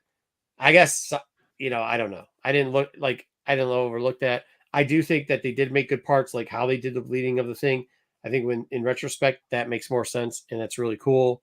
You know what I mean? I do wish they would have done a better job with Plagueis. And I don't think that landed or had traction, but there you go. You're not what? Yeah, thank you. I'm not trying. Yeah, Chris Helmsworth. I'm not trying to be Chris Helmsworth. You're not fucking putting me into Thor, dude. I'm not trying to play that dude. Right? You know, I mean, I'm just not. So I'll show a fat pack. He's got a 6-pack, right? I'm not trying to play that part. So you just cast me to play the part. Huh? What about Fat Thor? Yeah, I can play Fat Thor. I can play Fat Thor. Yeah, for sure. I can play that one. Anyways, but that's just it. I mean, I think it was a good overall. And Jerome's question, I think, is, in other words, he's saying if you were funding this thing for 180 million and you knew this was the product you were going to get in the end, would you fund it? Yeah. I mean, 180 million sounds a lot for some people, but comparable to how they did it and what they used the money on. And I have Disney's money. I mean, well, no, I'm not even saying it like that, but like for the fight scenes, doing stuff live on location, I think actually helped this show out, right? Mm-hmm. Like 180. The only thing I would be disappointed in, and it doesn't matter how much, if I was spending 5 million or 300 million, my critiques of the parts would be the same. Yeah. You overpaid for your wife. She shouldn't be in there. And it was a terrible decision using the guy who played Soul the way you used him. You could have done it better. But yeah, I'm okay with it. Because if this thing was true trash, how bad this thing got troll farmed, if it was complete trash, bro, no shot. It wouldn't even have a light today. Listen, first of all, the money that you put into it, Leslie Hadley had to show Pablo Hidalgo and Dave Filoni the story, so they knew what they were getting when they got the 180 million. Yeah. So basically, they're the ones that he has to go. Dave Filoni's the one that has to go through. So yes, he okayed it. Well, Jerome, you can't ask us a question and then say that's an absolute no. The answer is absolute yes. My question is, I don't think you know what $180 million gets you. I think he's asking, in his opinion, it's a no. Look at House of Dragon. It's a little 200 million. Come on, To me, like the money's all a relative thing, right? Like Disney's not going to care that they spent 100 million, 180 million, as long as they got a return on their investment. Yeah. The product of the show, like the show could be dog water, and as long as it made money, they are not going to give a shit. Yeah. Like, and it could also be the greatest thing ever and be like the darling critical hit of, you know, the century, and like critics could love it and fans could love it. But if not enough people watch it and it doesn't make them any money or doesn't expand any subscribers or that along those lines, then they're not going to like it. That's just the way they care about the financial bottom line. They do not care. Right. Can I stop right quick with the fucking dragon thing? The fight scenes in here, which the majority of the money was spent on, probably was pretty fucking good. Location. Well, that too. But here's the thing. Let's be honest about House of Dragons. How many times have we seen what's his name sit in a fucking gray castle with no back scene in it, talking to fucking Walter Nobody fuck for like 30 minutes of the show, or them sitting at a fucking table where you got Aegon just sitting at a table looking mad into the camera. So don't act like every fucking scene there. I know, but the shows are better quality. The boys are less money and they look. I haven't watched The Boys, dude. There's some episodes of The Boys that, like, you know, like they have like the budget of, I don't know if anybody watched Supernatural on the CW. Like, there's some episodes that don't look that great. Like there is literally 95%. This is why you're lying. This is why you'll always live in your mom's fucking cabinetry. 90%, if you're being honest, 90 to 92% of the scenes that are shot there don't have dragons in them. Literally are crappy green screen backgrounds of brick or just a window. Like the majority of House of Dragons takes place with political narratives where they are literally just sitting around fucking tables. And like I said, like, what are you talking about? How much money do you need for that? Yeah, HBO would be horribly disappointed in House of Dragons too if it's not going to make them any money. Like, they don't care that they spent $200 million on it. They care whether or not they make money back on it, or if they lose money on it. The amount they spent is completely, you know, it's to them, it's $180 million to Disney is a drop in a very giant bucket. They can write that loss off, or there's a ton of other ways they can take care of it. Like, look at Solo. When Solo died, like, Solo was not a great box office hit, right? It was actually a pretty good product in the end. Good movie. I loved it. Yeah. Mm-hmm. So, but except for the last part where he put that shit in for his kid, but that's all right. But the fact that Disney didn't like it had nothing to do with whether or not it was a good product or a good film or critically reviewed well. It was the fact that it didn't make them any money. That's why they didn't like it. That's the bottom line. Here's another thing. They didn't have to pay to get the story written. Fucking House of Dragons, because you don't know this, but I've told you this 3 to 4 times. It has, I would literally, you want to know what? How about I text you the spoilers and tell you what probably happened right now while I'm not watching it? I'm going to tell you what's going to happen for the next 2 fucking episodes too. I can tell you the end of House of Dragons because it has already been written and they are literally following it word from word. From how it's but been they have to write a script for them, though. They do have to write change. Yeah, I mean, they do, but it's not an original piece where you have to have it. I mean, come on, man. The one thing of that $180 million that I might lay on the blame of the show or the crew or whatever, and you don't know how much of it was driven by other forces outside of them. Sure. Was the fact that, like we said, basically was revealed this week that, especially down the last couple episodes, they had to do numerous reshoots. That costs money. It does. And no studio likes that. Especially when you're doing, especially on this episode where you're having so many fight scenes and so much because there was a lot of high production, high budget stuff here. So, like, I mean, this is costs money, and I think if they, you know, that would be the thing that you could maybe blame on the actual show. The rest of it, you know, well, I think the money thing is not comparable, anyways. It's stupid. Like, you don't have the line items of what they spent shit on. So what are you complaining about? Like I said, that's like somebody saying, like, oh, dude, I would never buy a fucking Bugatti. Yeah. Bitch, you can't even afford a Dodge Neon. What the fuck are you talking about? You can't buy a Bugatti. Like, how many like $180 million, $150 million movies have there been made where it's just like the product is pretty freaking lame, but at the same time, like, if that movie was a box office hit, the studio doesn't give a shit. Yeah. they're happy Yeah. because it was a hit. Yeah, I don't know what the getting in the pocket thing is. It doesn't make any sense, especially from somebody like BK who doesn't have a job, so he doesn't make any money anyways. I admire BK's use of capital letters. He's very good at emphasizing certain words. He is. He's yelling. like, He's if yelling. he Master doesn't, of the shift key. he doesn't relax with it. He's through and through. It's capitals when he wants to make a point, and Kind of. Sometimes it's good not. job, Yeah, good job, BK. You know, Yeah. It's the yelling part when the words are capital. It's the yelling. yeah. So trash that is the acolyte. Dom, are you Hey. doing? Oh, go ahead. Sorry. Dom's gonna do. I gotta cover a couple comics before Dom does toys, I guess. All We'll right, see I how it have to hop off after. You Dom forgot does to answer toys. one question before you have off. What's for dinner? I don't know. I haven't been downstairs. I have no idea what's for dinner. I can smell something, but I don't know what it is. He's been trapped in a room with us. Yeah, I'm trapped in my comic smelling closet room here. Who's Amanda? I don't even know who that is. But I have to be on for Dom's toys star. because I wanna continue to be in the running to make SNS's Dom segment logo. What is that? Apparently, well, they did a logo. They did a segment on Dom's toys or something yesterday, and they had a really good. Kyle created a very good picture, and he put Dom's face on it. But he had initially wanted to put my face and your face, Marco, on the two characters in the background. But Matt took a nap or something and didn't get him the pictures. So, but I want to. What I are really. you talking about? I don't even understand any. You asked a question. I'm trying to tell you. I know. I'm trying to figure it out. It sounds just like SNS up to the same stupid shit they always do. But I really want to be in that segment. I want to be a face on one of those characters. So I have to. Yeah. Do you guys need? Are they asking for pictures for us? Do they need us to go take a picture? There's plenty of pictures. I can go take a funny. Well, no, but we can do the screen thing where we take a picture against the link and send it to them. Whatever they want. Any insight on the answer to this question? What's that? Yeah. Well, first off, they'd have to merchandise the stuff. Well, they have. There's coming out. There's toys and all that. Well, they're already doing the helmet, right? They're doing the helmet already. Right? Helmet, yeah, the helmet's coming. I think the helmet will do well.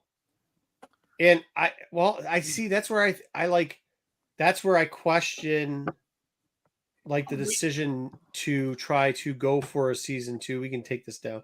That's where I question the decision to go for a season 2 instead of explaining certain parts so you can form more attachment to people. I will tell you this.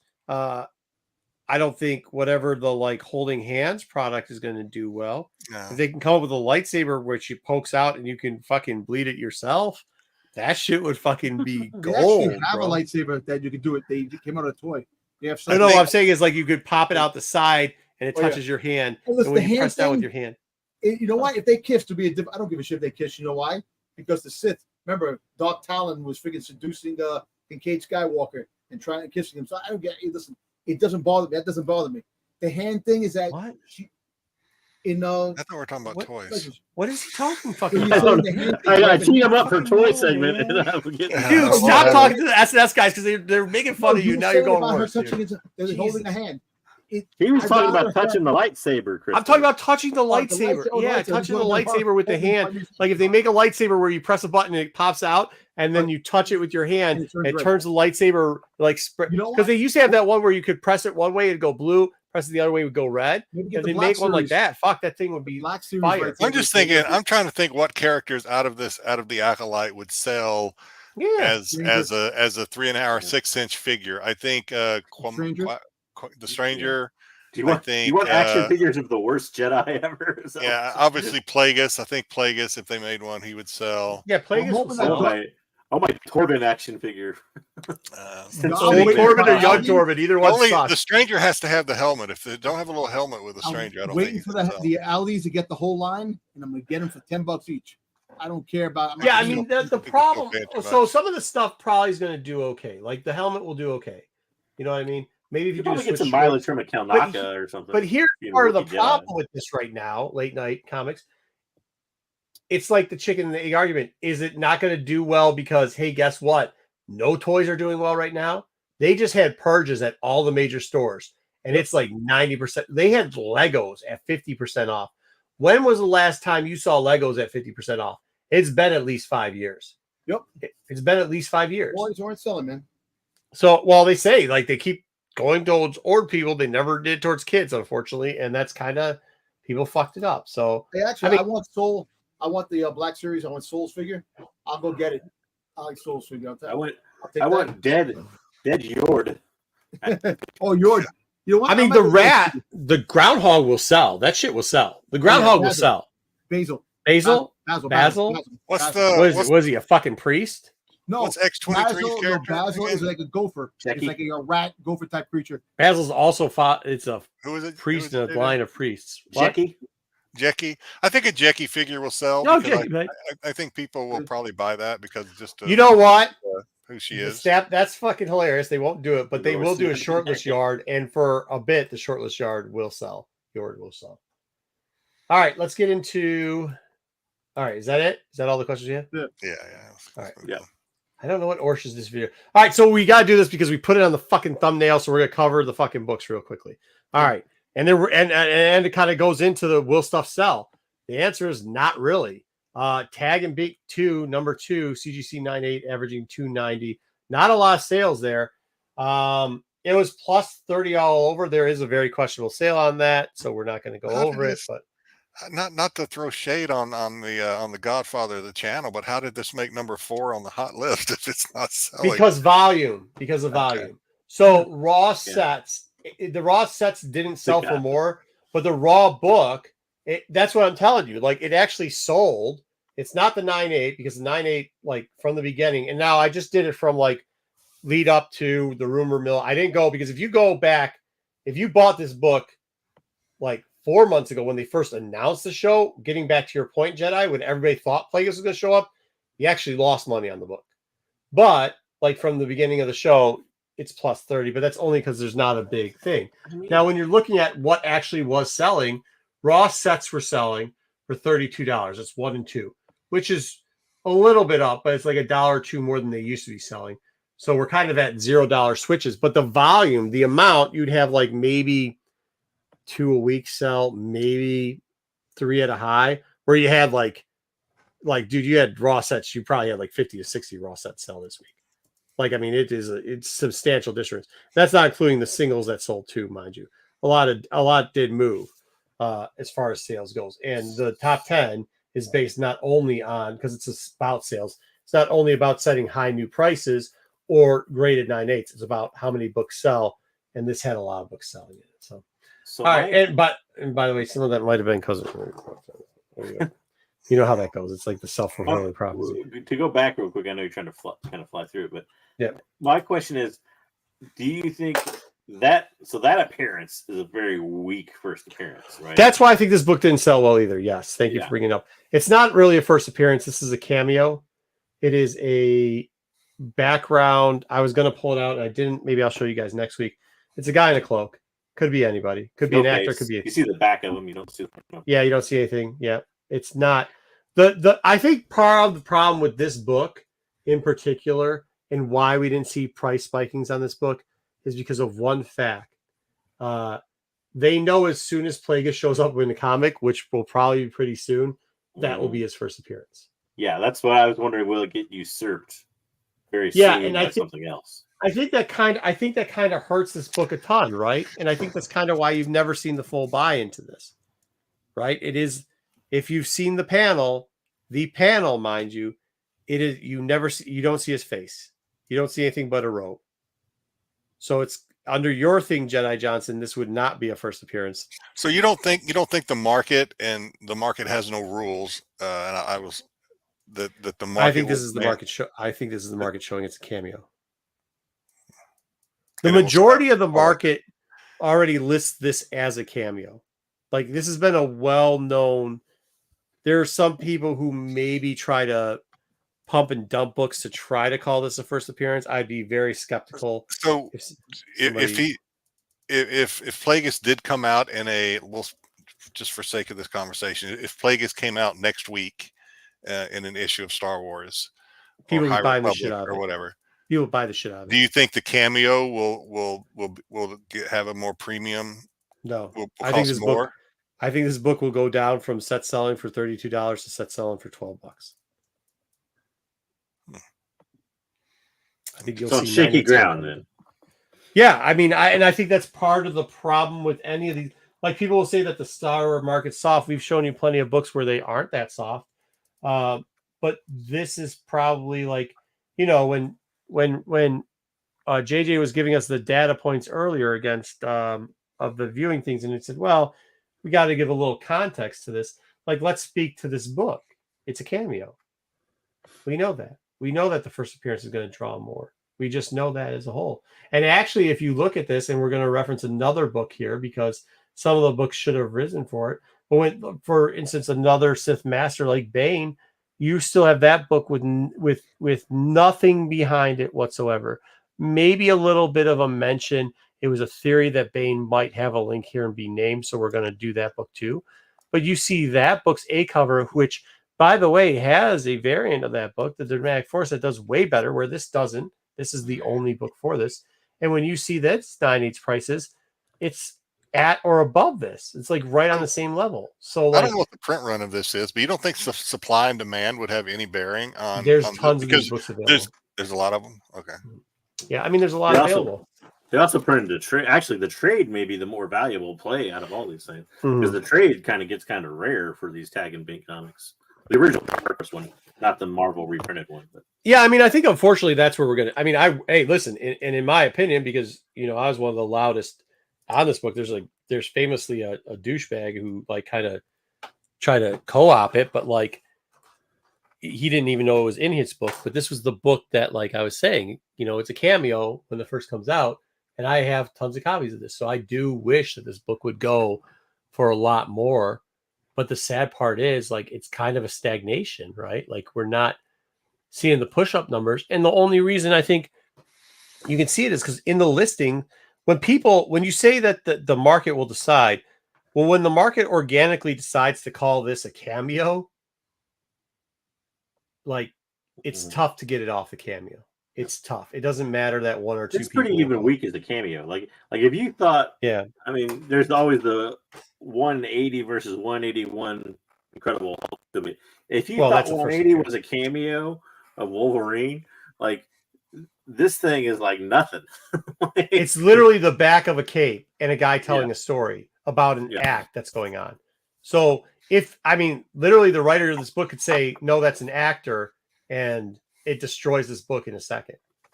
I mean, absolutely blows it up. So I think that's what hurt this book, which is unfortunate.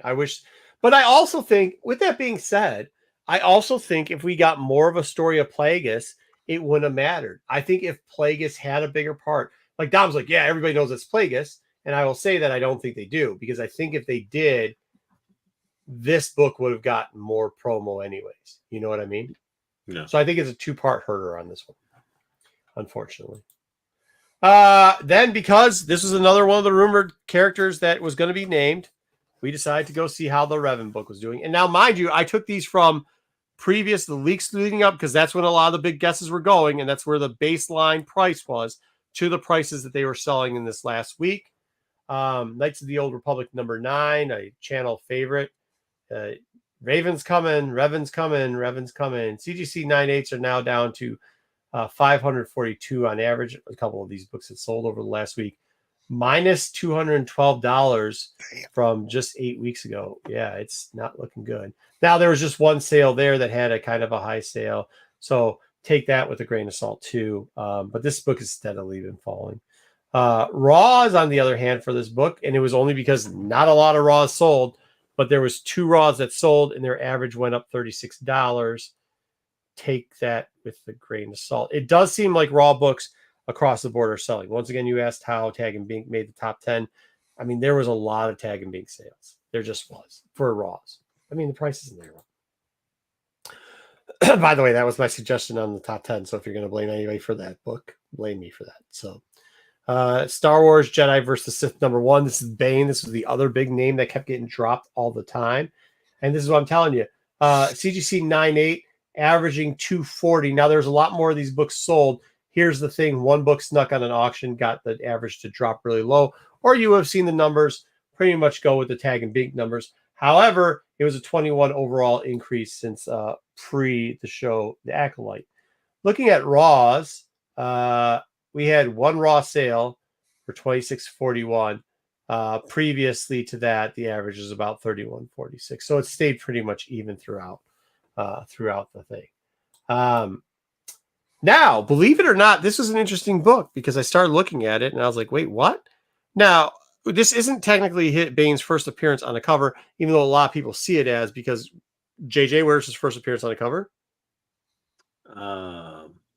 Dramatic Force. It's in the background. Correct? Oh, yeah. The Dramatic Force is variant of number 1. Which we'll get to in a minute. But number 3, a lot of people are actually buying this. There was at least 6 lots selling for this, using this as the main book for it, selling the sets for $21 and addressing that first Bane cover. That's how they were listed, selling in the last couple of weeks or so. CGC 98, there's only one of these. One sold pre-show for $100. One sold post-show for $99.99. So it's a negative 1 cent is the difference between those, if I did my math correctly.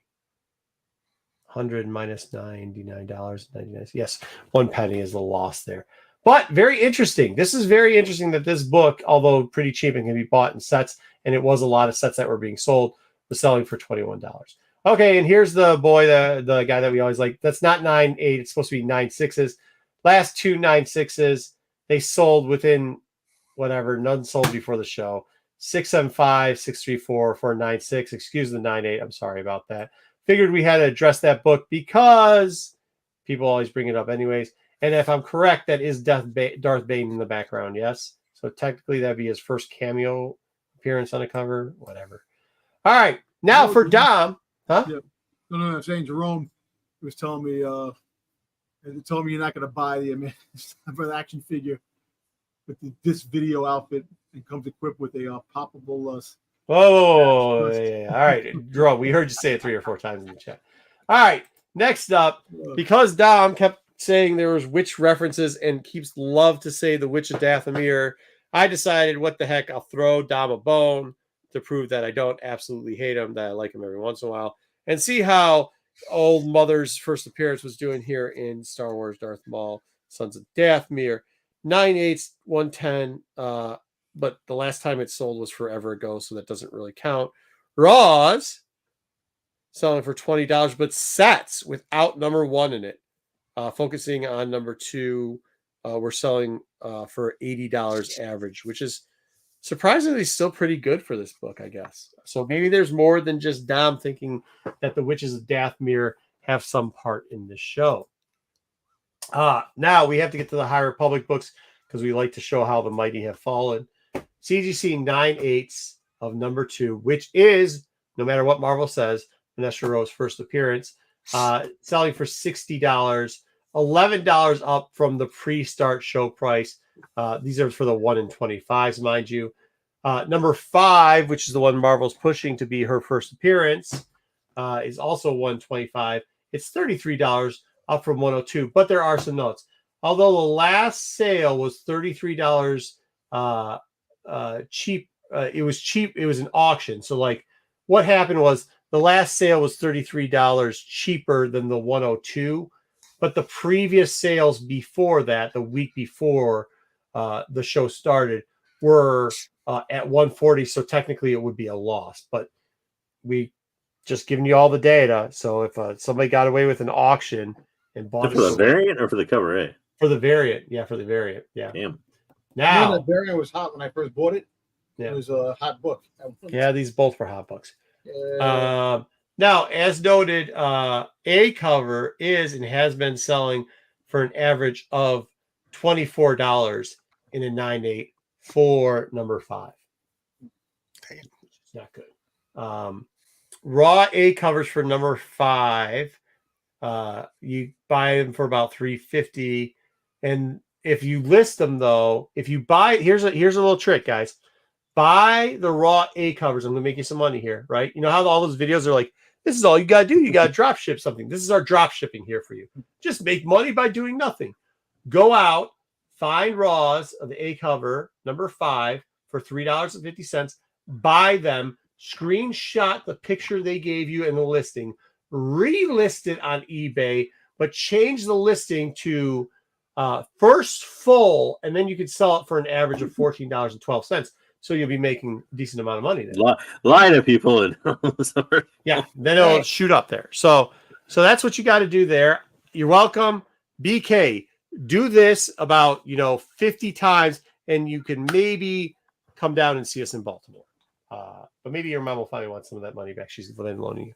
Okay, now since we had our theory about Emira, and thank you, by the way, for all the people that were involved with that, mainly the panel, and how well they done, because the chat sure enjoyed it.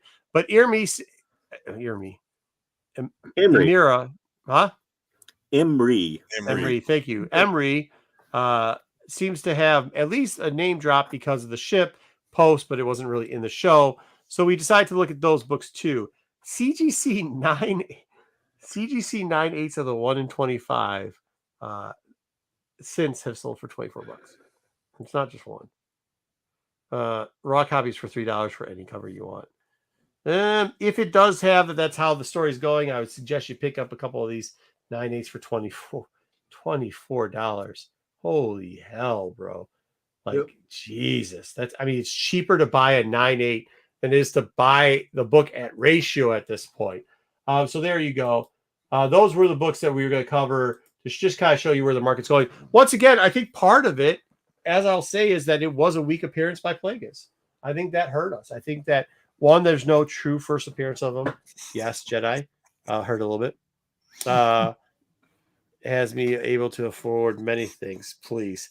Dude, my fucking mom would ruin you. First off, my mom would make you get a job, which would probably ruin you in the first, right off the bat. Second of all, if you like 90-year-olds, maybe that's probably half your problem, dude. You got some mental instability for you. Oh, man. But yeah, I think that's kind of when we're looking at Jedi. I appreciate the questions, and JJ, I appreciate it too, because I think that is part of it. When you look at this actually performance, you still see weird stuff happening where like Plagueis just didn't take off. And I have to admit, maybe it's because it's not it's never one thing in comics, right? Everybody tries to make it. But the one thing about it is like no first appearance, right? Legitimately no first appearance. Cameo at best, if it's a cameo. And number two, you did a shit job revealing it because most people didn't know what that was in the cave. So there you go. I don't understand the rules still. How long have I been doing this? Yeah, I got it. All right, Dom, are we gonna go through 50 comics? And Jesus, no, it's 20. It's 20 slots. All right, you go through that. I'm gonna start opening some cards because I just need cards this weekend. All right, so we got some Funkos coming out. So we got a couple of bronze figures that are coming out. Okay. The dark side. So you have Kylo Ren coming out for Target. All right. Not bad. Good thing I stopped collecting a majority of these things. Darth Maul. I like you're getting these, right, Don? These I'm getting the Darth Maul. The Darth Maul. I like the Darth Maul. Damn it, Jedi, stop. And I'm getting this Darth Maul right here. Look, the glow in the dark Darth Maul right here. Nothing but Boba Fett. Yeah. So they're coming out with gaming greats. There goes the Reuben figure right there. Dark Reuben right there. You have right there. You get the Darth Magnus. You have Dark. I don't think Reuben looked. Hey, that's not a good call out. I know, but that's what the Funko did. It doesn't look like that, but Funko. You know what? All right. He's a drop. Well, we got 847, so that's good. All right, so these are Another dropping at frog? San Diego Comic-Con this weekend. You have limited edition. You have Thrawn and you have Vader from the hallway scene in Rogue One. 2, 4, okay. And then you go to the next one. They have You a already diamond covered 3,000 piece. It's going to be a diamond version of Thrawn. So it's only 3,000 pieces. So you can only get this at a time. How many Thrawns do we have now here? What happened? How many Thrawn? Oh, there's the third one. The third one. Okay. Yeah, so this one is going to be only at the show. You can only get it at the show. You can't get it. It's not going to be. So yeah, this is what I'm happy about. Holy shit! I swear to God, you have these already. So you got Boba Fett with shooting the rockets out of his knee. You have the Empire Strikes Back when they were at when Han was in the carbonite. The glow on the bridge with Vader. You have young Boba Fett finally. I get the Daniel Logan to autograph that, and then Jango Fett. So is that the first young Boba that they've done? Yes. Yeah. Yeah, so these are they're going under the banner Legacy of Fett. So each movie, Daniel's gonna love that. you have Clone Wars, The Empire Strikes Yeah, Back, it's you gonna have sell. Mando, and you have that, which is really cool. And then these are coming out. You have Luke Red 5, Luke with training remote, and Deluxe R2, and Leia Organa when she's like saying, "Help me, Obi-Wan Kenobi." Then you're gonna have Obi-Wan Kenobi speech bubble, 2-pack Vader Luke Skywalker speech bubble. Shout out to Scarlet, whatever his name Scarlet is. Joker. He's on the Joker. money all the time, this guy. And then next year, go back. Oh, sorry. Thought we Next were year, you're done. going to have a retro Boba Fett, Book of Boba Fett 5s, and then Kylo Ren episode 9. So you're going to have that. Those are dropping. These are dropping next year. So, Okay. Well, and you go to the next one. okay. All right, so holiday like little pocket pops. They're coming out with a Vader, Boba Fett, the Palpatine, and a Stormtrooper. You know Is there Okay. a chase? what? Is there a chase? I wonder. No, there's no chase. This is just like for holiday, for the holiday pocket pops. Hey Dom, you should pitch this idea. They need to come out with edible Funko Pops. They might. They It's might. that- You got to go to the Make you some money. the dispensaries. There's a lot of them. They probably will. All right, so I put this here for a reason. So this is I don't actually, even edible like that. so this is only 24 pieces that were made, and the reason why I put it up Freddie Funko, Mike Becker, the creator of Funko, is stepping down and leaving the company. So I'm just putting this He's out filled there. up too many trash cans. Is that what happened? No, the whole fact is that he's stepping down. It's the second Landfill's time he's full. stepping down. He sold it to Mariotti, and then he came back again, but now he's stepping down for a second time to do other stuff. But anyway, this pop right here is the grail of Boba Fett's because it's Freddie Funko's Boba Fett, red hair, 24 pieces. This is about a $15,000 pop. Just to say, someone got it today, yesterday, and they posted it. So, yeah, so it kind of sucks. I will never own this Is the piece. picture on their deck in their backyard? No, well, he took the picture. This guy, In the front yard, man. Let's not I look got at those stairs the go down. picture from. He actually called the Straight. Grail, the Funko Grail collector, and he collects all Grails. So Wow. I would never own this. $15,000? Yeah. I spent $15,000 on a pop. I don't know. What is this? Take a picture All right, of it on the so front porch. Halloween is approaching, so we got some Star Wars Halloween things. So they got the Inquisitor as Dracula, and they have they have Cad Bane as Frankenstein. That's who? It's Frankenstein. He's got it. So who's the first guy? Oh, that's Grand Inquisitor. The Inquisitor. Inquisitor. As who? As Dracula. Dracula. Oh, okay, Dracula. Okay. So you know what? I actually like this. It's kind of cool. I pretty like it. I like it a little bit. You know, it's a little Bobo Frick. He has a little Frankenstein Bobo Frick, which I like. Boba Fett. Yeah, so- Okay, cool.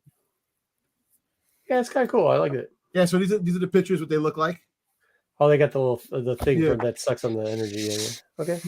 Well, they put Bubba Frick on it. Never mind. So they're re-releasing the Clone Trooper Halloween edition, which they did pretty good when they came out. You know, with the skeletons on them. I at one time I was going to buy it and never did, but they're reissuing this again. Okay. The next one, I thought it was only one. I didn't know they did all of them. I thought it was a 1-pack. They really are mixing up the they have a porg in this one. They really are. yeah, I thought it was a mixing up 1-pack, but now I'm seeing the I don't know. There's 2 different ones. I thought it was a 1-pack at one time. I don't know. I go to the next one. Does the clone trooper on the left have candy bars? Is that- That might be Beskar. Beskar candy. Who knows? I don't know. I think it's Hershey bars. All right, so- What the hell? So, all right, so Yak Face got this. You know, we don't know if it's true, but this is from a company that that makes the Black Series figures. So there's a possible chance that we're getting Savage Press and Prince Sizar, Black Series. Prince Sizar, I'm happy. Where's that? Oh, that's a full accurate. Go ahead. It's So- all right. So this is getting around. So this is from a place that makes the Black Series figures, and they have these. On marble floors? yeah, but it looks like it was taken in some dude's basement. That makes Yeah, sense. but Yeah, Hold but on it's- now. This is a place where they make it on marble floors? Well, they make it in China. Remember, the figures are made in China, so kind of you don't know. On marble floors? And I said it's a possibility. Apparently, I hope it's true. We'll It's see. linoleum, actually. Next year, we'll see next year if they come out with the Prince Sizar. Hey, let's not forget I'll tag on. somebody took this picture and risked their life getting out of the country with it. Exactly. Thank Yeah, you. let's- Look at the one on the left. That doesn't even look like a legit. That does not look like a legit ass. Bro, no shot, Dom. I don't know. We'll see. We'll see. Go to the Okay, next we'll one. see. Okay, we'll see. What is that other character? All right, so What's the one on the way left? Hold on. Who's supposed to be the one on the way That's left? what I want to know. The one with I don't know. like, Because the head doesn't fit the fucking body either, by Because the they way. don't touch. They don't Jango talk about Fett. the other figures. The third The- figure off the head, but it's Savage It's- Press and friggin' Prince Izor is there. I don't know. We'll see. Axe Wolves if he had. All right, so we're Corbin's getting head. the Bo-Katan helmet. That's going to be Okay. dropping next year. Do we need this? We go with the Those helmet. things are starting to go on discount too. Damn. Hey, speaking of Bo-Katan. The next if I, one. had a, if I had a place to put that, I might buy it and build it. I had a good Oh, time. hey. The bust, the mini bust, General Grievous, but before he became General Grievous, not General Grievous before he Yeah. became robotic, as the warrior. With Yeah, a so- mask. That's cool. I guess. So What is this? San Diego Comic Con, these are the Jazzwares, the mini, the Micro Galaxy things that are coming out. So they're coming out with the video game version, what they look like the video game. It's going to be a San Diego Comic Con exclusive. Because why not? Yeah, let's do that. I don't recall Star Wars as a kid looking quite like that, but okay. All right. Well, there you go. And Squadron. So, dang. All right, so they're coming out with a statue, a 1/6 statue, Hot Toys of Darth Maul when he was with Sidious with the hood on. When he goes, now there's two. This is pretty badass if you're definitely if you're a Darth Maul fan. What's up, Kyle? Okay. A blue hologram Darth Maul. Yeah, that's Oh, what the I've been looking for. holograms are blue. Holograms are blue. Clone Trooper Scorch is coming out. Hot Toys Wow. in the Bad What a Batch. waste. What a waste that character was in Bad Batch. Yeah, I know. Okay. That's all we got on that one, huh? What a waste. Okay. We're getting some more cards. We're getting a couple of Force Awakens cards. What a waste. What a waste of Harrison Ford in a Star Wars movie. So the cards on the right are like the 86 hockey cards, the style that the hockey cards came out. And these are the. Is this going to be a set or one of those Yeah. you got to buy? Set. Okay. They're going to be on top. You have to go to tops.com to get them on. So on demand set. Yeah. What else Okay, we got? we're going two more. Okay. And that's it. That's it. Well, heck, that was good then. All right, cool, man. That is cool. I guess if you like toys. Cool. Are you trying to get anything out of San Diego? I got this thing in the other day, Dom. I forgot to tell you. What is that? That's the. Give me the Rotico and the fucking J. I haven't opened it yet. It's the C-3PO. The Return of I Jedi? What is it? Go ahead. What'd you get, Jenny? haven't even taken it out of the box yet. Unbox. Unbox. I got a couple of comic books at this last thing, but I'll be showing them on TAC for some reason, even though some of them are Star Wars related. Go ahead. So, what is this thing supposed to be? It's supposed to be an R2D2? No, it's C-3PO. C-3PO. Oh, yeah, him too. They're like a Who made it? statue, or is Yeah, it a like that's what I'm figure? kind of asking. Like, what is it? No, this is That's what. Hot Toys. Yeah, Is it like statue or just like big figure? The figure. It actually, it's a figure. it's a 1/6 scale figure. Interesting. Damn, still Like 18. It was that 18 inches. 1/6. A 12-inch. 1/6. 12 inch. That's what I say. It looks big. That's what she says. That's what she said exactly. Okay. Give me something good. Ooh, protector. Actually, Jerome. How long ago did you have to order it, Jedi? So I've been It's paying not- it off. I did this on like layaway. I've been paying like, I don't know, $70 a month for like a year. for this Hondo, thing. the voice What's up, actor- Kyle? There you Yeah, it's Yeah, toy starts I out. like So let's the show some more packaging. works. yeah. What is that? Hold on. Let's move you here. What's the 40th anniversary? Is that what Holy it is? 40th shit. anniversary. Yeah, like, oh, okay. How much was this? All in all, it's probably like $400 or $500 for this thing. Get the fuck out of here. Yeah, Hot Toys, baby. yeah, Hot Toys. You got all the damn Boba Fett's over there. It's shit, $300 to $400. But yeah, you can take me off the big screen. That's why you can't have nice things, I guess.